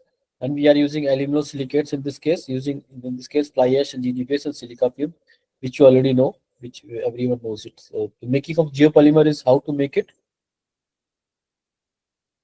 Aggregate is same, and what instead of water we are using alkaline solutions. So and molarity of this is, we are using 8 to 14 molarity. And sodium hydroxide and sodium silicate is used, and potassium hydroxide and potassium silicate is used. That aggregates remain same, but water and cement are not there as same. So instead of water we are using alkaline solutions to make this geopolymer. Sodium hydroxide and sodium silicate 8 to 14 molarity we use, and that means we are using sodium salts plus water to make the alkaline solution. So this is the requirement which we are replacing water by using this alkaline solutions. You can see this has been made. So but aggregate, after only aggregate is same, but other things, water and other things, cement are not the same. So in this case we are making some molar solutions, and molarity should be 8 to 14 molarity. And this is the process of making. You can see that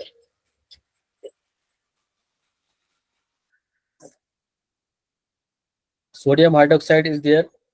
This is the making of the geopolymer. Sodium hydroxide there, sodium silicate is there, and by using this we make highly alkaline solutions plus source material which we have shown this in this. These are the source material. Example of aluminosilicate type source material, fly ash GGBS, like we have shown. This is that source material, and we are using aggregates, and it is curing is done in oven or ambient temperature. And this is sodium oxide and sodium silicate, which we are combining to make the highly alkaline solution. So after this alkaline solution will be used in place of water, and this source material is there so that you can use, so that aggregates are the same. But and this source material is coming from where? From the coal-fired power plant, which is the byproduct. That is why we can see that byproduct is using, we are using byproduct, so that is why disposal of byproduct is also solved, and we are not using that curing of water. That is why it is over or ambient curing. That's why water is also saved. So this geopolymer is formed by using the combination, and its cubes and cylinder or other things are made by using this geopolymer concrete. You can see that in picture. So means what we are doing, we are making alkaline solutions, and we are using slags, red muds, fiber, etc. So, and these which are making this fly ash oxide is coming from the thermal plants, and this is the fly ash based geopolymer cement to concrete products, and fly ash based geopolymer adsorption and immobilization material is there. So this whatever process shown in this, that has been shown through this process how it is made. So this is the process by which we can understand that what is going on in the geopolymer polarization. We are activating this slags and red mud by using this alkali solution, and due to this activation, this geopolymerization is taking place. And since we are activating the byproducts of the thermal plant, that is why our disposal problem is also solved in this case. So these are the reasons why it is becoming popular because of this. Yes, you can say that we are using everything in a with disposal manner. Means we are using disposal waste also problem issue solved, and water is also less because we are using this curing in oven drying curing is there. So that is why it is very much effective in reducing the pollution. And in this case also we have to use fly ash class F classification. Fly ash we have already shown, this which will cause geopolymerization at elevated temperature of 60 degrees Celsius. And then GGBase also can be used because it hydration is there from GGBase. Then thermal energy, in this energy is not required in this case when you use GGBase. Fly ash plus GGBase can also be used. This will cause geopolymerization per hydration. Thermal energy is not required in this case, because these are used because of this aluminosilicate, because they are, as I told you, these are aluminosilicates product. So that is why we can use either combination of these, or we can use individually any one of these. So that is also option which we can use, as because whatever waste products we have in this form, we can use that. Okay. After this molarity, we have to make molar solutions. So this is the in the chemistry lab we have already made these molar solutions. The concentration of alkaline solutions in this case NaOH is 40 gram per molar. We will take 1 liter of water we will take, and plus 40 gram of NaOH we will take, so that it is making 1 molarity. As per the chemistry knowledge, we know this is molar solution. This is how we make. And for 12 molarity, then we will use 40 to 12 480 gram of NaOH in 1 liter of water.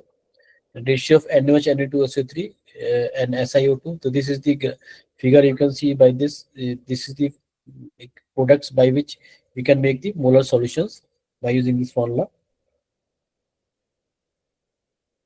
So how to make this alkaline solution? We will use tap water, sodium oxide plus sodium silicate to make this alkaline solution. You can see that we are using very less amount of water only to make the alkaline solution.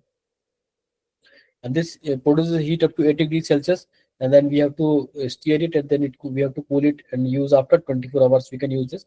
So since because these are some molar solutions, so we have to be cautious during making of this, so that in this expertise person should be there to make these solutions, and we have to take safety precautions because these solutions are to be made with safety precautions, and we have to be some expert person who can make these solutions in a proper way. Otherwise, if these solutions are not made in a proper way, then its productivity is not at as good. So that is why precautions have to be taken. You can see these gloves you have to take in the lab, and because it is highly alkaline plus hot at early hours, so we should not touch it with bare hands, and protective measures you have to take because if it is falling on the skin, then loss of skin is also there to this. There is and long time of healing is there, so that is why avoid falling of solution on skin, ear, and eye, etc. These are to be precautions that has to be taken care. So that is why it is effective, but we have to have some trained persons to use it. Otherwise, it is not like simple other persons. Anyone can use it without training. That is the one thing which is important in this case, because you have to get some trained persons to get this work done of making molar solutions, or because otherwise there are some health issues. That is why these precautions has to be taken in the lab. And if it is there, then we have to use some first aid, like immediately splash jet of water on the affected area continuously, and irritation will stop in minutes. If problem persists, then we have to consult doctor. And many researchers not say about this, but this is one of the part we should know that it like this type of skin removal can be there if this solution falls. So that's why use the gloves and do not touch it with the bare hands. Okay. If it's something falls, then put it directly in the water, please. And if it is also importantly that eyes has to be taken care of. So if it is some you feel something, so you can clear it with water and then consult doctor, and not delay. You should use specs during this making, so that it is not harming your eyes also. These are the reasons we have to be careful about this. And these are some also challenges during making of this. So quality of fly ash, it may not be uniform because you are taking some from some source, another time you take from some other source. The quality is not uniform in this case, and GGB is also getting from the same source is always not possible. And sodium hydroxide flakes is also there, and sodium silicate solution is also required. And solidification rock-like occurs when trials are preferred. So that is why these are some challenges in this during making of this. And these are the geopolymers which now after taking consideration of these changes, we have used this now fly ash. We will take fly ash, we will make, and this solution we will take, and this after this we will make mixed design. So geopolymer mixed design is currently not in our course, but it is in process, and I think this year or like that it will be released, because it has been already made some draft of this geopolymer mixed design, because it will be definitely some different, not as per the previous mixed design of the RCC. Then arch reinforced the fleshed geopolymer concrete is made. Then cubes and beams and other cubes and cylinders can be casted. So you can see that our cement is replaced by this fly ash completely, and our water is replaced by Na2SiO3 plus NaOH solution. So and these things we are using to make the mixed design. So you can see that cement and water is missing in this case. So that is the difference in the geopolymer concrete and the normal concrete which we have been using. And in this case, earlier we were using water to cement ratio. Now in this case, we will refer water to as a fluid and cement as binder. Binder is this fly ash, etc. And this fluid is Na2SO3 NaOH solution, molar solution what we make. That is fluid and binder ratio. So in this case, water cement ratio what we will not use, we will use fluid to binder ratio. That is the difference here. We are not taking the water cement ratio what we will use here, fluid to binder, because water and cement both are absent in this case. Water is only used to make the solution, not the as in this previous case, not for curing, etc. These are the reasons which in this case you will refer fluid to binder ratio, not water to cement ratio, because water is replaced here by fluid and cement is replaced by binder. These are the binder things. These fly ash and these are binder. So this in this case you will use fluid to binder ratio. And ratio by weight will use mortar machinery. It will be 0.15 to 0.3, and plastic mortar will be 0.9 to 1.1, and concrete will be 0.3 to 0.6. And these are the forms of the geopolymer. You can see this in this figure. Then this paste is made, and then fine aggregates are used then to make the mortar. So earlier we were using cement paste, but here we are using geopolymer paste. In this case, let's say coarse aggregate is not there, so that is why mortar is made using this paste. And concrete is made, geopolymer concrete is made, and this is been used in machinery. So geopolymer paste will consist of something like this: fly ash plus GGBS plus alkaline solution. So you can see that cement and water is missing in this case. Only in alkaline solution making we have used the water. Fly ash plus GGBS plus alkaline solution we are using. These are the things by which we can address the issue of the waste disposal, because we are using the fly ash as the waste product of the thermal plant, and GGBS also. And we are not using water here. We are using alkaline solutions only. We are using to make using water to make the alkaline solution, but we are not using water for curing here. That is why our saving of water is also there. Disposal of waste is also addressed, and less production of CO2 is there in this case. So there are studies on different type of geopolymer paste, because making the different ratios. See this fluid to binder ratio, we are varying it, and we are getting some different results as a constant function of respective normal consistency. So you can see that this is this different for the different ratio of fine grain to GGBS we have taken, because I told you, because fly ash and GGBS ratio we can take as per our requirement.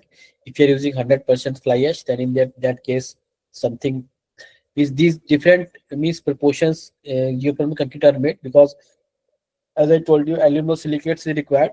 The aluminosilicates can be taken simply by the fly ash or GGBS, both or single. We have done some different proportions, like we are using fly ash and GGBS both in some proportions. So initially we used 100% fly ash, no GGBS was used. That is designated as GP1, geopolymer concrete 1. In next case, 90% fly ash is used, and GGBS is using only 10%. And geopolymer concrete 3 is there. In this case, at 80 to 20. So we have find which is the better as per our requirement. And molarity of NaOH we are taking 12 for GP1 to GP11. For these different ratios, we are using this 12 molarity. And for GP4, we are using 6, 8, 10, and 12. 6, 8, 10, 12 molarity for the GP4.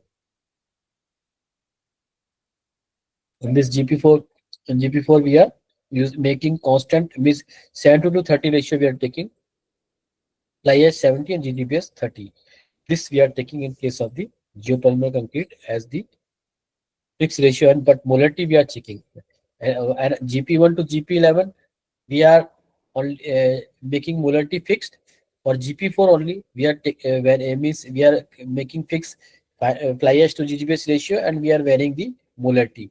That is the difference. That part is showing it is fixed for different molarities, and other parts it is showing molarity is fixed, but fly ash and GGBS ratio is varied in this case. So we have to get the best mix. We have done this type of combination.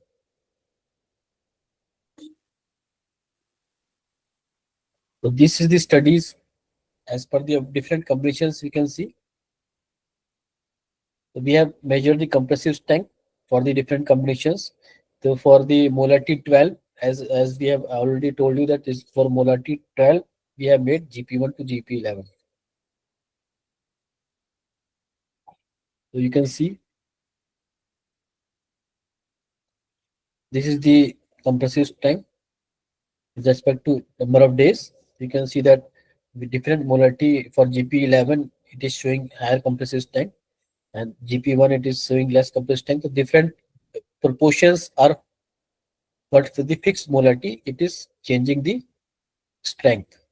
So that is why our research is to get the best strength what we want as per the requirement of the work. These different combinations help us to choose for our work requirement what type of compressive strength we want, so that accordingly you can choose this. So we can see that we have used this fly ash to GGBS content percentage. In this we have modeled. So this is the 90 to 10 ratio, means fly ash is 90 and GGBS is 10. And this is the fly ash is 80 and GGBS is 20, 70, 30. This is the ratios we are going on. So by these ratios, by this practical results, we can see how the strength is varying with the number of days by varying the aluminosilicate solutions, silicate solutions in the form of the fly ash or GGBS or both. Means fly ash and GGBS also we are using that ratio. After this, if we mix both, because sometimes fly ash may not be there in that much amount, that is why GGBS also, because GGBS also finally waste product that has to be also disposed of. So we cannot use, we cannot go for that only fly ash disposal. We can see, you have to see GGBS also. That is why both are waste, so we are using those waste products. That is why instead of disposing it, otherwise we are disposing it in the construction part. That is why both waste are used. That is why we are using the combination of the waste, so that we can get the removal of the waste also, and we can get the best quality what we want. That is why this combination has been studied. If we use this combination GVS and fly ash, what will be the results? This is the plot as per the compressor tank with the number of days. You can see the variation depending on the proportion what we are using it. So that is why in this first graph it is molarity is fixed, and other class our fly ash to GGBS ratio is varied. So you can see by the different variations we get the required different compressive types. So as per the requirement of our problem, so we can choose the which combination we want to use. That is why this graph is showing that how the variation of the compressive tank is there due to the change in the fly ash to GGBS ratio and due to the change in the molarity. So that is why this study shows that whatever strength we want, as per the requirement, we can choose the combination as per the requirement of the work. The variation comes with age and GGBS content. We have shown this graph. You can see this is for GP11. This is having highest compressive strength. You can see that GP11 in this case we are using fly ash GGBS is 100%. In this case we are getting the highest strength, but as I told you, because only if you use GGBS of fly, then how we will dispose the other waste material, because our focus is not making the quality also, we are also focus is to dispose of the waste products. So that is very important. That is why we are using both, so that both are disposed of and we get the required strength. That is why combination we are showing this.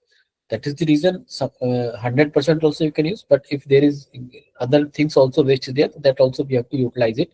So that, because our problem is not to make the only combustion, we have to make the disposal of the waste also. That is why this combinations has to be studied depending on the requirement. So that is why we cannot go for 100% for this, because that is why from this study we can choose whatever things we want.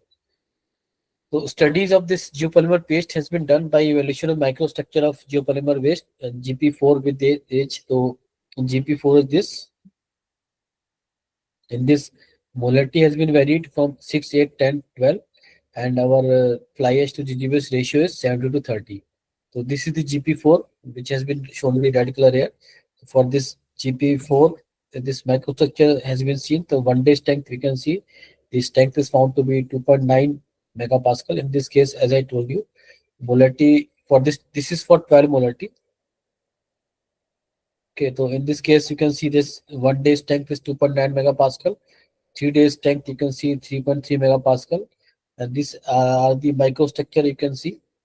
And 7 days strength is 6.4 megapascal, and 14 days strength is 14.2 megapascal, and 20 days strength is 20.4 megapascal. So this is the strength variation with the variation of the number of days. 28 days strength we are using. In this case, we are getting the 20.4 megapascal, and this case ratio is 70 to 30 ratio. 12 molarity is there. For the fly ash to GGBS ratio is 70 to 30 and 12 molarity is there. Then further we have evaluation microstructure molarity for GP4. We see fly ash to GGBS ratio 70 to 30. Then in this case 7 days strength is for 6. But now this molarity was 12 in this case, but in this case molarity has been changed. So we are seeing now how the molarity will affect the strength of the GGBS. Okay, so you can see that for 6 molarity, 7 days strength we are focusing. For this is molarity, 7 days strength is 2.6 megapascal, and for the 7 days strength for the 8 molarity, it is strength is 4.8 megapascal. So you can see that with molarity, we are increasing, strength is also increasing, and we are making this fly ash to delivery ratio 70 to 30, and this is 7 days strength only. So we can see that by increasing the molarity, strength is increasing, but it is not that after so 10 molarity, 12 molarity. So we can see that strength is, but it will not go on increasing. So that is why we have to from the research we find that for 12 molarity it is the okay part. After that strength may decrease also. That is the reason different molarity strength are given.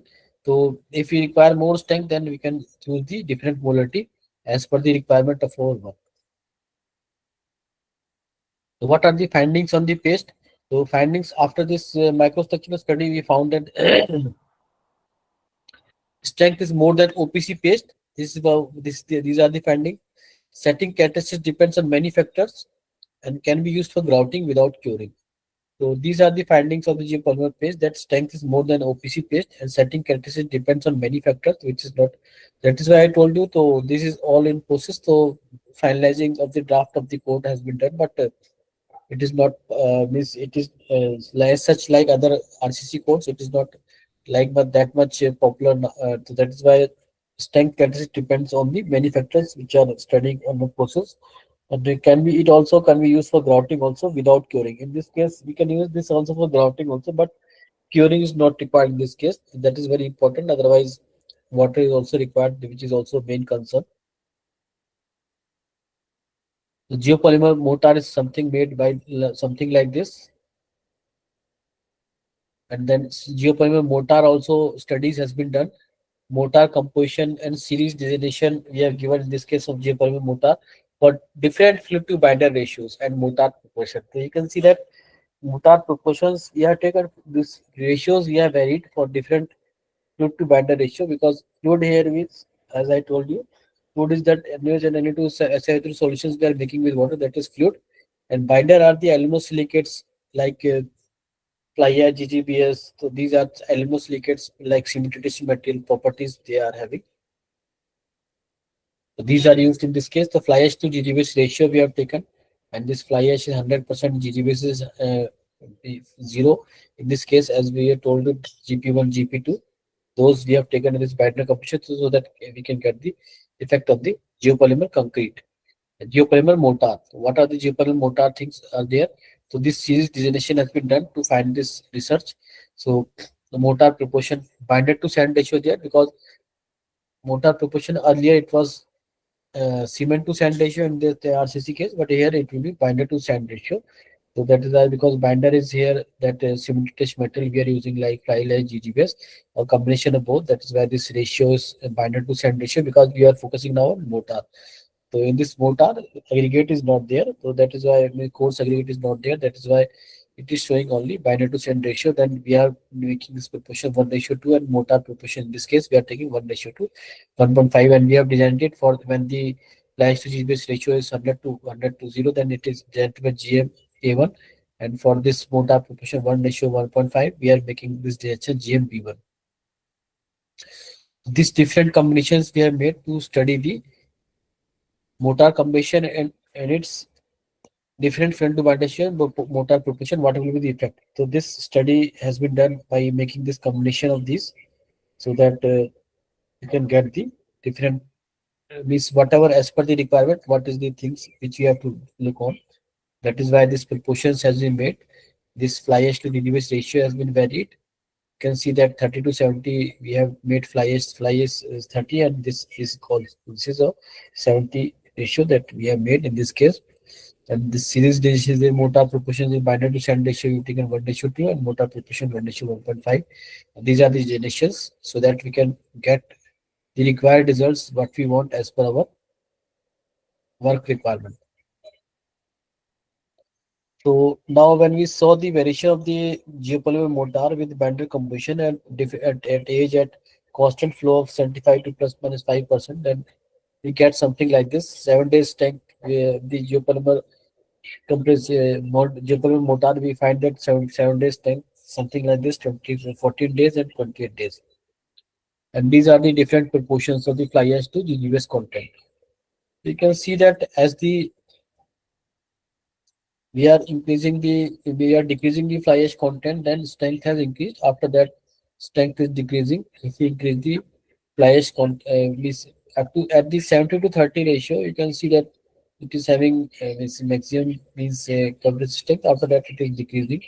So that is why this research study shows that what precautions we should use depending on the requirement of the strength. So that is why this study is focusing how to use this precaution. The fly ash delivery precaution, how much you should take to get the required compressive strength. So it is not that every time you increase the things, then things will go on increasing. So it will also decrease. This so that is why experiments are done so that when it will decrease, when it will increase. So that these things are shown in this experiment. So that accordingly we can get the required results. But we have to go for the our different project works. So variation of strength with respect to fly ash to GGBS ratio is shown for different edges and different constant flow. So you can see when the fly ash to GGBS content is 100% of fly ash is this, so that much not very high consistent at different ages. But when this ratio is 70 to 30, fly ash 70 to fly ash is 70 and this is 30, in that case we are getting good consistent. That's why as per the requirement of work, we can choose our geopolymer mortar as per this combination what we have done for this study. So these are the things which show that which optimum value we should use for this. And this variation of strength and molarity is also with molarity of average also studied. You can see that molarity is varied from 6 to 20. So you can see for different molarities, for this different molarities, it is 7 days, 14 days, and 20 days. And this in this case, fly ash to GGBS ratio is fixed. 40 to 60 it is fixed, and water cement ratio is not there. Here, fluid to binder ratio is there. That is 0.2 will be there. So this is the molarity. This is the mortar composition we are taking. So this is the average composite strength, and we are checking how it varies with the molarity. You can see it is slightly increasing, and after that it becomes some constant or something like that. That is why this up to this molarity we can go for required strength. The variation of strength with the molarity is also important part in this case. So we cannot go for arbitrary molarity. So whatever things we require in our work, accordingly molarity will choose, and that molarity will be studied so that we can get the required strength of the mortar of the geopolymer concrete. So these studies of the geopolymer shows that which combination which we should use in this case, and which is the better combination. We cannot go for any combination. So as per the requirement of the work and the direction of the work, we will choose our ratio of the fly ash to GGBS ratio and required molarity, that which molarity we are using. So that is also studied by using molarity of NITs. Then we have studied the variation of strength with mortar proportion. So how the mortar proportion will vary the strength. So you can see that mortar combination and series delineation is done for the geopolymer mortar for different mortar proportions. In this, fly ash is 40 and GGBS is 60. The molarity of NaOH is 14. In this case, and fluid to binder ratio is 0.4. So mortar to proportion binder to this ratio QD is 1 ratio 1.1, 1 ratio 1.5, and this is the ratios which we have taken in this case mortar proportions. So mortar proportion binder, because we are using here binder and as we are using sand here like that, so that is why this ratios we have varied in this case mortar proportions and series degeneration we have given to this, so that we can get the idea of the strength with the mortar proportion. How this mortar proportion, this is the mortar proportions we have taken, and we have given this mortar proportion different degeneration GMP, geopolymer mortar P1, geopolymer mortar P2, geopolymer mortar P3. So these are the different degeneration as per the variation in the mortar proportion and what is the effect of the strength. The variation of strength, we can see that for different GMP1, this is the GMP1. In this case, binder to QD ratio is 1 ratio 1. In this case, it is having good compressive strength. After this, we are having different means for the different geopolymer mortar proportion we are using. Our strength is varying. So we can see for geopolymer 5. So in this case, binder to QD ratio is 1 ratio 3. So in this case, we are getting less compressive strength. So this proportion of mortar is also very important. How to decide it, how to take it. That is the reason this study gives you the idea which mortar proportion you have to take as per the requirement of the work, so that 28 days strength is addressed as per the requirement of the work.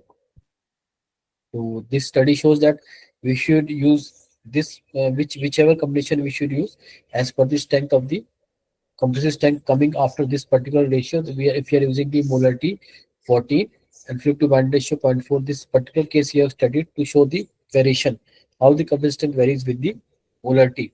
Other things are constant. We are focusing on the molarity change, how the strength is affected by the molarity. You can see that molar to proportion ratio are showing different composite strength. So that is why our molar to proportion ratio, whatever we take, as per the requirement of the work, we can choose after this study. So as per our study, this is the combination which we should go for this particular work when we are using the molarity 14. So these are the some variation of strength with the molarity also. We can see that here molarity also affecting the strength, because already we know that water content also affect the strength. The similar way molarity is also affecting the strength. So as per the requirement, we will go for the required molarity and required molar proportion. So there are geopolymer composites are basically two type, and partially saturated and fully saturated. In this water to cement ratio, you can say the binder to lumen ratio, we can say binder to fluid ratio, we can say is less than 0.3, and then fully saturated is greater than 0.3. And in this case, solids plus liquid plus air is there. In this case, fully saturated, air is absent in this case. And in this case, partially it is mortar is there. Mortar in this case partially saturated because air is there. In this fully saturated, concrete is formed, and it is suitable for making bricks and blocks, which is partially saturated because air is there. And fully saturated is suitable for structure material, because structure material do not want air etc. inside that. So it is suitable for when fully saturated it is there, then it is useful for the structure materials. It is greater than strength is 20 megapascal as required as per the IS code. It should be more than 20 megapascal. So, but if air is there, then its strength is less. So that is why it is making for bricks and blocks also, and it requires compaction also, because air is there to remove the air voids. We require compaction also, and in this case, air is not there. Only fully saturated case, then it may not require the compaction. So that is the difference between the fully saturated and geopolymer composites and saturated composites. And geopolymer blocks are considered which are manually made and hydraulic press through we can make. And these curing conditions are heat cured without water, and ambient curing we can take without water. So in this case, geopolymer blocks which we have been made nowadays is also used in some part of the work in some small way or other way. So in this case, curing conditions we have to done. It is either heat cured or ambient. So heat cured without water and ambient also without water. The curing we are not using any water. In this case, that is why we are saving water and we are getting the required results. So first material in the lab, first materials are mixed in dry condition like this. There is make something like this in dry condition, and after this, it is done mixing. And after this, solution is put in this. Alkaline fluid is added, so it is not water, it is alkaline fluid that we have already shown in molarity solution that we are putting in this. And this is not cement, this is cement, this is aluminosilicate material, which are having like fly ash, GGBS combination of both that is there, and this is the molar solutions we are making. So you can see that cement is not there, and water is also only used for making the solution and not for the curing, etc. So that is why we are making this without use of water and without use of using water only in solution, and cement is replaced by the cementitious material. That's why we are using the CO2 production and making the disposal of the required things. So as I told you that since mixing there is some solution we are using, so it can affect the skin. That is why we are using these gloves, and we are making this something you can say. So mixing is done by using proper care, and you can see this mixing is going on, and this mix is to make the homogeneous mix. And then required competitive motor, as I told you, different motor is there. So different required competitive motor is made in this case. And this I see solid stabilized blocks are made by this Geopolymer complete. They have done this. The I see solid stabilized Midjourney developed this something like this. And places using required manually. This is the and mold is filling it. We have make mold, and these are the things. Because we are using gloves, as I told you, something has to be done because it is not directly we cannot use those things. So that is why gloves are used in this case. So some trained persons has to be used in this case, so that safety is requirement is ensured. And this is the mold is filled with harsh mortar, and you can see that this is the mold, where mold is pressed with cover plate manually. And in this case, fresh block is ejected by using this. By this block is coming, so we ejected this. And this weight of block is noted. And marking is done, neatly labeled. And ABC blocks are this is cured in open air, either oven cured or ambient cured. So in this we are making it in ambient condition. There is no water is required for the curing. So that is very important, because otherwise water may be required for that. And there is three-phase system. In this, mortar is having solid plus liquids plus air, and binder and aggregates are there, plus fluid plus voids are there in this case. And compression testing is done by this geopolymer block. And you can see block with crack after testing is something like this in geopolymer blocks. The block making static and vibro compaction.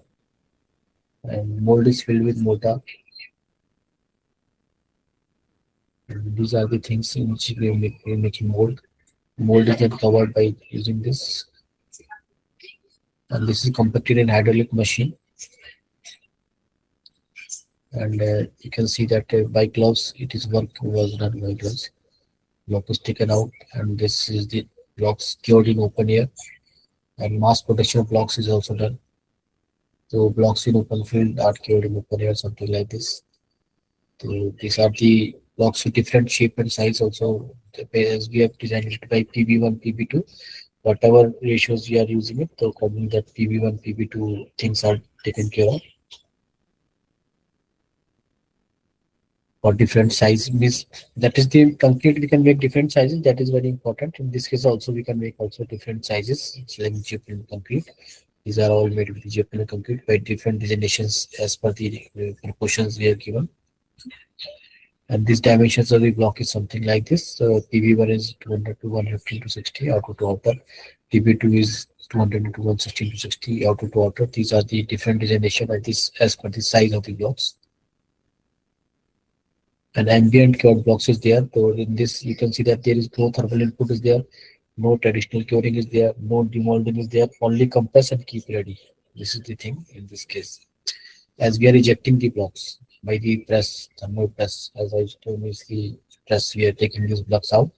So thermal input is not there, and no ambient in this ambient cured blocks, no traditional curing is required, no demolding is required, only compress and keep ready. This is the thing in this case, ambient cured blocks. Then heat cured geopolymer blocks is also there. In this case, heat curing, this earlier it was ambient curing, now heat curing also can be done. So we can see that in heat curing, it should be heat cured on this oven. Heat curing is done in the oven at 60 degrees Celsius for 24 hours of the geopolymer machining blocks. And ambient cured is in this case open air it was there. The strength versus fluid to binder ratio of heat cured blocks has been compared. So means heat cured blocks are now their strength is checked, and this is the fluid to binder ratio, because here water to cement ratio is not there. That's why instead of water we are making this word as fluid, and cement we are using this binder material. So that is why fluid to binder ratios we are putting in this case. And this is the compressed strength. So you can see that this is the 10 molarity solutions, because we are fixing here molarity to 10, 12, 14.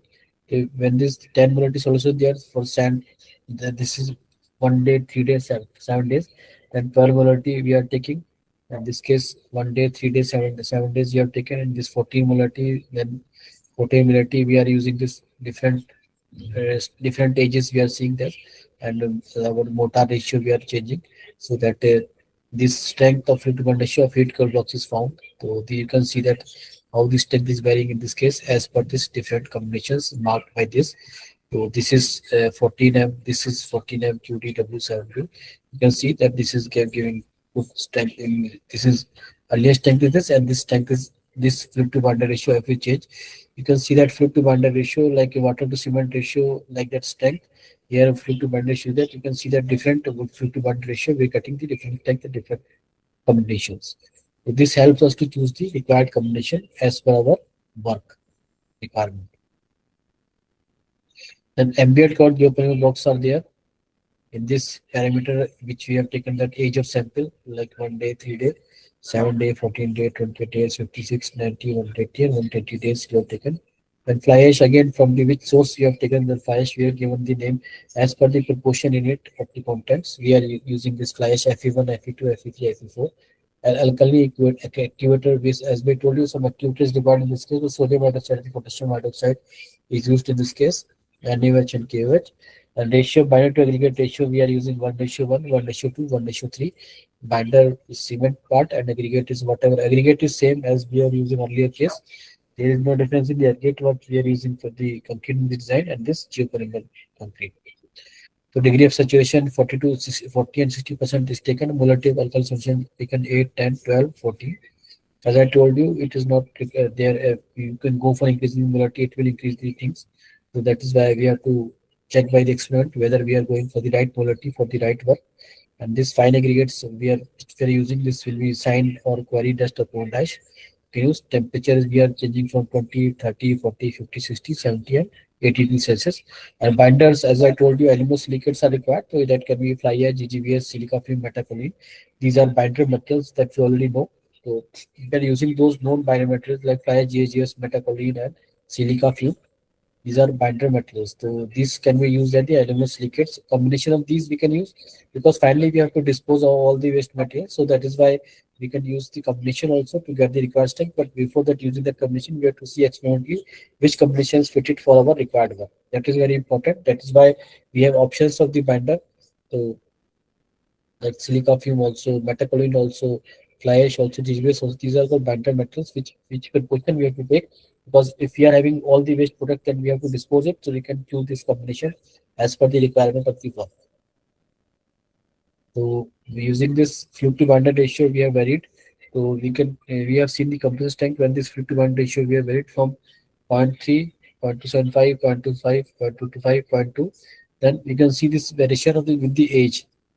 As I told you, in this age, we have taken in this case 1-3 up to 180 days. You have seen this time. So that is the thing by which you can get the idea how the things are required in this case. So 137 days up to 180 days it is going on. So we have studied this for the different fluid to binder ratio. You can see for the fluid to binder ratio 0.3, 0.275, so for as the fluid part is reducing, then we can see that strength is more. The optimum fluid to binder ratio we have to take for our required work.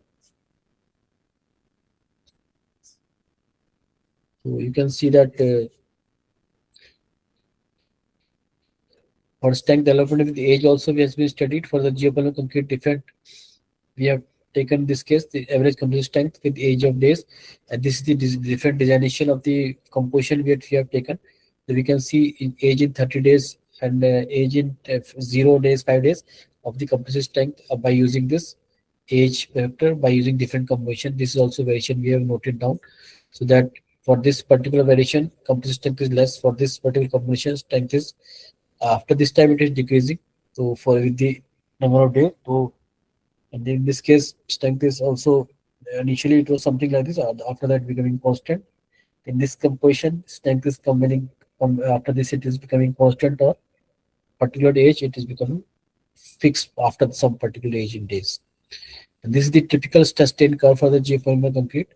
So you can see that it is same as the concrete which we have obtained. So this is the R square value, this so D square value. So that is why stress to strain curve is something like that, typical concrete curve.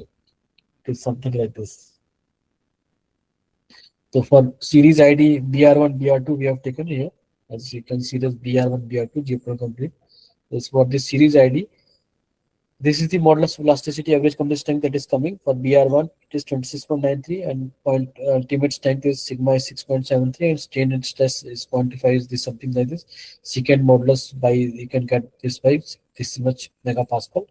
For BR2, BR3 and BL, these are the different parameters for the strength we have obtained for different series IDs which we have plotted that we have shown in this BR1, BR2. So this study shows that as per the requirement, we can use which ID composition we have to go for. as the compressed strength for this BR1 is 26.93, for BL is 12.63. As per the requirement of our compressed strength, we'll go for the different either BR1, BR2, or BR3, or BL, whichever required compressed strength we want to have. According to that combination of BR, we can use. And then weight loss with elevated temperatures has been studied. So in this case, what is the weight loss as the temperature we are increasing? For GPBR1, constant duration for 4 hours, then we can see that average weight loss will be something like this as we increase the temperature. And what is the durability of test on the blocks? So loss of mass and water content as per ASTM. So these some ASTM things are there. So we can see that durability test also on blocks, because durability is very important nowadays, because our new revised code is focusing on the durability part. That is why durability also has to be studied as per the ASTM D559 2003. Loss of mass and water content as per ASTM, water absorption 2.4%. That is has been observed. So that is why durability factor is also has to be studied in this case more effectively. Geopolymer blocks as machinery blocks like bricks, solid blocks, and hollow blocks nowadays used as wallets, and geopolymer brick walls like casting of geopolymer brick wallets has been done effectively, and that it has been tested. In this case, this is formed by using this stretches bonded geopolymer brick wallet cap for curing, and ambient curing, as I told you, or something like that. You can say waterborne curing, anything can be done, but in this curing of water is not required. So that has been done. Something by bricks of 8 molar annulus bricks are made, and mortar is 1:6 cement reverse and mortar of type M2 as per IS 1903, and bed and head joints 10 mm 10 mm 10 mm thick, and wallet dimensions we are taking this, and H/T ratio 10.32. The casting of geopolymer brick wallets has been done successfully. So schematic diagram of this is something like this. So testing arrangements of geopolymer brick wallets has been done. Loading assemblies of geopolymer solid blocks are there. So the testing vertical cuts develop from top, in this case when you apply the pressure, and propagated till 1/3 of the height from the top, and spelling of cement joints at face of wallet occurs. Failure pattern maxi loaded wallet is something like this. So this has to be studied, because finally we are designing this, so we have to know this how this failure pattern comes after this when we apply load on the geopolymer.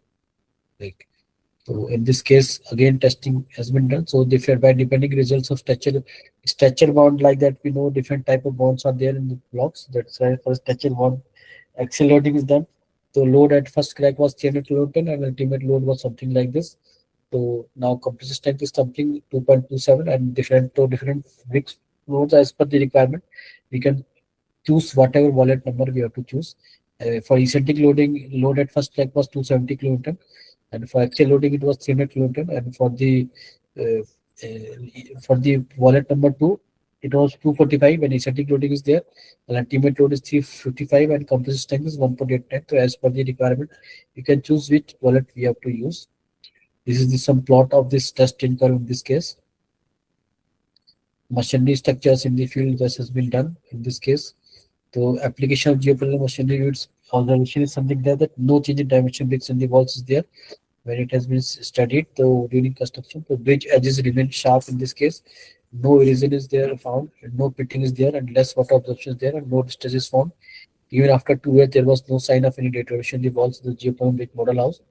Roof slab is casted after 24 months. So this is the things which you can see, that no erosion, no pitting during construction, and geopolymer model house. You can see this. So there is no distress and less water absorption is there. No pitting, no erosion is there in this case, and big edges remain sharp in this case. So these are the observations which has been made after 2 years. So of this making this model. So thermal comfort during winter is also there. You can see that thermal comfort during winter is also observed in this case. So as the temperature for different time waves, for different times we have noted down up to 5 AM to 11 PM, and you can see that ambient temperature is something like this. So this is the thermal comfort during winter is also observed in this case. You can see as the temperature is increasing. So this is different temperatures, and this is the different timings you can see. So geopolymer concrete is also useful as compared to our ordinary things, so that we can get some required results, and we can control the effect of this effect of disposal of waste, that is our challenge nowadays, and water and CO2 emission, those things can be addressed by using this geopolymer concrete. And in this case, fluid to binder ratio is there. So again, by this different designation is given as per the fly ash to GGBS ratio, and 100 to again 100 to 0, 80-20, and this is fluid to binder ratio we have studied, so that this different fluid to binder ratio can be accordingly made in graph and required work requirement. You can use the whichever binder composition you want to take and whichever flight to binder ratio we want to take. So in this case, for the studies of mass density of geopolymer concrete, normal concrete, we have taken something like this. In this case, geopolymer concrete has density something like density something 24 kg per cubic meter. In this case, for normal concrete, it was 250 kg per meter cube. The compressive strength we have studied for different proportions. This is fly ash to GGBS ratio. So we have varied the GGBS ratio, and we can see that for different ages, for this proportion 1:2:3, you can get the compressive strength. So we can see for varying the different fluid to binder ratio for different fly ash to GGBS content, we can get the different strength for the different ages of the time. So this is the graphs for GC1, GC. These are the combinations, as this GC1 is having something this content of fly ash and fluid to binder ratio 0.65. So with variation of fluid to binder ratio, we can see the variation of the compressive strength with respect to age.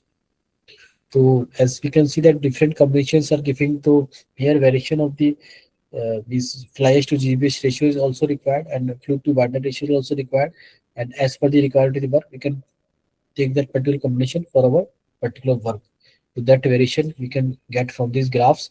For our particular work, we can take from this graph which combination we want to go for the fly ash to GGBS content, or for the different fluid to binder ratios.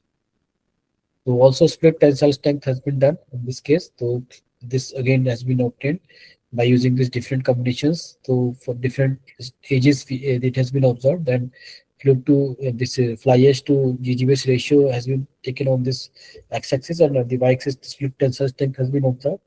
So you can see that it is as good as the normal concrete. For different, as for the different fluid to binder ratio, it is varying in a different way, whatever fluid to binder ratio we are taking. So as per the requirement of the work, we can choose particular combination of that geopolymer concrete and particular combination of the fluid to binder ratio. So this is variation with respect to age, and this is variation with respect to fly ash to GGBS ratio. So flexural strength has been also studied in this case also. So you can see that our studies are similar to the previous one, but it is also coming as requirement, whatever the things of split tensile strength, flexural strength, compressive strength, it is giving that depending on the requirement, what we require, we can choose that particular combination of the particular strength, split tensile strength or compressive strength or flexural strength. This combination will give you the required strength as per our project work. So it is available to give you all the required things as per the required work. So we can choose that particular combination of the molarity, other things, and other this fly ash to GGBS ratio, and whatever fluid to binder ratio we can take, so that accordingly our desired results are obtained for a desired work. The shear strength has been also done, plotted something like this. So you can see that shear strength also for different fluid to binder ratio has been obtained. You can see that for this 90 days, it is something like this. And for this, with respect to age shear strength, we can see that this flies to GGBS content on this axis. In this case, shear strength versus age. With the age, it's working. This is the different combination of geopolymer concrete for fly ash to GGBS ratio content we are taking. And this is the normal concrete. You can see. So these are the variations of the shear strength in this case of geopolymer concrete. So it is shown as per the requirement of the work, so that with whatever requirement of the shear strength is there, so we can choose that particular combination of the work. The impact strength also has been observed for spin size of 150 mm dia and 60 mm thick. Impact has been taken care of. Number of blows to cause the failure by using impact. The final failure, first step was observed something like this when we are wearing the fly ash to GGBS content. So these all studies show that it is useful for the different work, and because different work we are getting different strength as per the requirement. Means as per our requirement and things are available as per the things. So it is there, whatever you want to choose, whatever combination you want to choose, whatever molarity as per requirement, whatever fly ash to GGBH ratio you want to GGBH ratio you want to take, and whatever fluid to binder ratio you want to take, it is as per the requirement we can choose and we can get the desired result. So that is why it is as good as the normal concrete based on the our requirement, and we are saving our environment also, and we are reducing the disposal problem also, and we are also reducing the requirement of water also. So these studies shows all these things, that everything has been checked by different professionals. That is why draft code will also soon come this year. So otherwise things are means slowly in this area it will coming something in a better way, so that our production of CO2 is also less by using this geopolymer concrete. So pull-out strength has been also checked by using this geopolymer concrete. So you can see that different specimens has been made, and bond stress has been checked. So these different aspects of testing, whatever we have for the concrete, like because in code you can see this all things are there, in bond strength and other things are there. So that is why everything has been checked as per the requirement of this work. Geopolymer concrete is also giving those results. So that is why we can try to accommodate in our future work, so that we can saving the environment, and also we are producing the environmental friendly concrete production by reducing the CO2. So these are different tests. You can see that as per the bonds test, variation is seen that for different specimen. In fly ash to ratio 7:30 we have taken. This is the reference concrete. In this we have compared with the specimen 1 and specimen 2. So these are the things which we are focusing, so that our requirement is as per the requirement of work, we can get the required bonds test and with respect to the slip. So this has to be taken as in this normal concrete also, and these things also we are getting in the geopolymer concrete. So that is the thing. So this everything is as with the completely combination normal concrete, we are getting the required things by this combination also. So we are getting this similar or near things of the geopolymer concrete, which we were getting from the production of the CO2 and using water and CO2. CO2 also in high composition, and water is also high, so which are scarcity in nature, because CO2 is very much polluting the environment, and water is also very much less in the usable water is very much less in the different proportions. For due to this, our geopolymer concrete are giving also those qualities, but we are using those in the requirement proportion as per the environment friendly fashion. So we are getting all the results which we are getting normal concrete, but at the use of less water and at the disposal of waste also, and at the we are using also less CO2. That is why we are getting the required things without disturbing the environment. Then we should go for the required things. And typical testing curve, as I told you, it is similar to that in normal concrete, and we can see that this is the testing curve for geopolymer concrete. Typical testing curve is something like this. And this is the fluid to binder ratio 0.65, and this is the fly ash to GGBS ratio 70:30 we can take. Sodium silicate, sodium hydroxide, this is the ratio for making the solution. This is the compressive strength of the cylinder. This curve which we obtained for typical testing curve for geopolymer concrete, and this is the normalized testing curve for geopolymer concrete.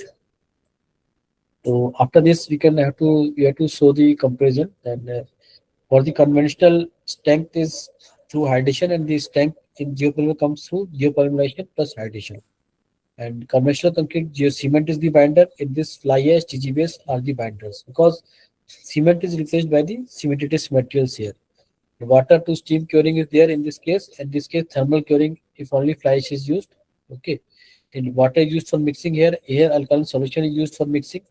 And definite procedure for mix design is there, and the definite procedure for mix design, it is in developing stage. So as I told you, some code is coming soon, so that that can be taken care of.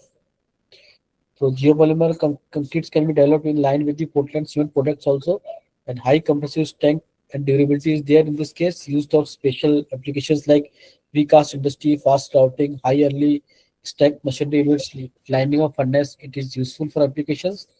and it is completes this geometric concrete satisfies slump also, composite strength also, split tensile strength also, flexural strength also, impact strength also, shear strength also, without OPC and curing.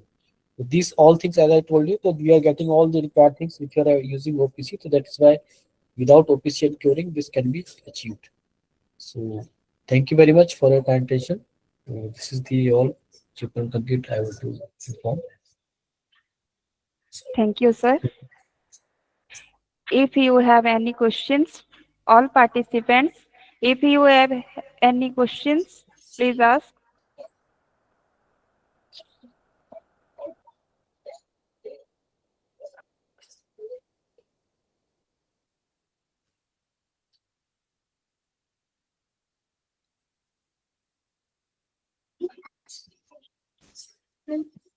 Here, I request all the participants to kindly on the video for a quick screenshot. Please, participants.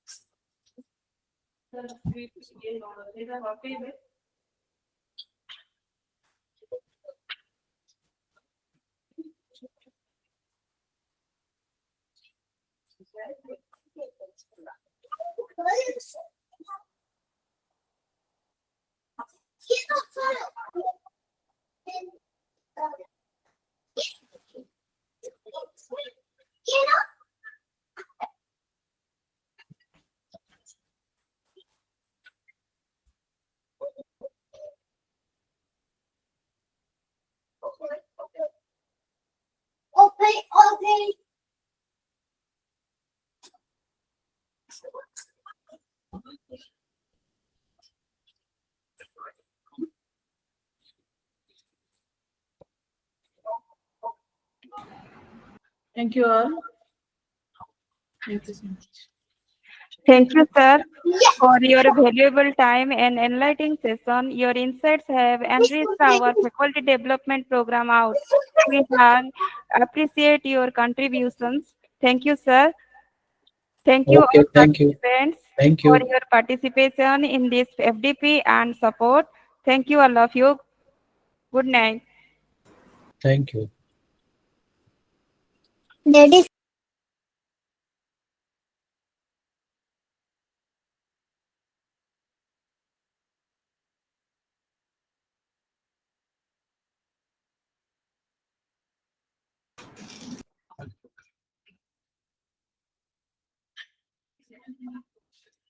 With this, we are ending the program here.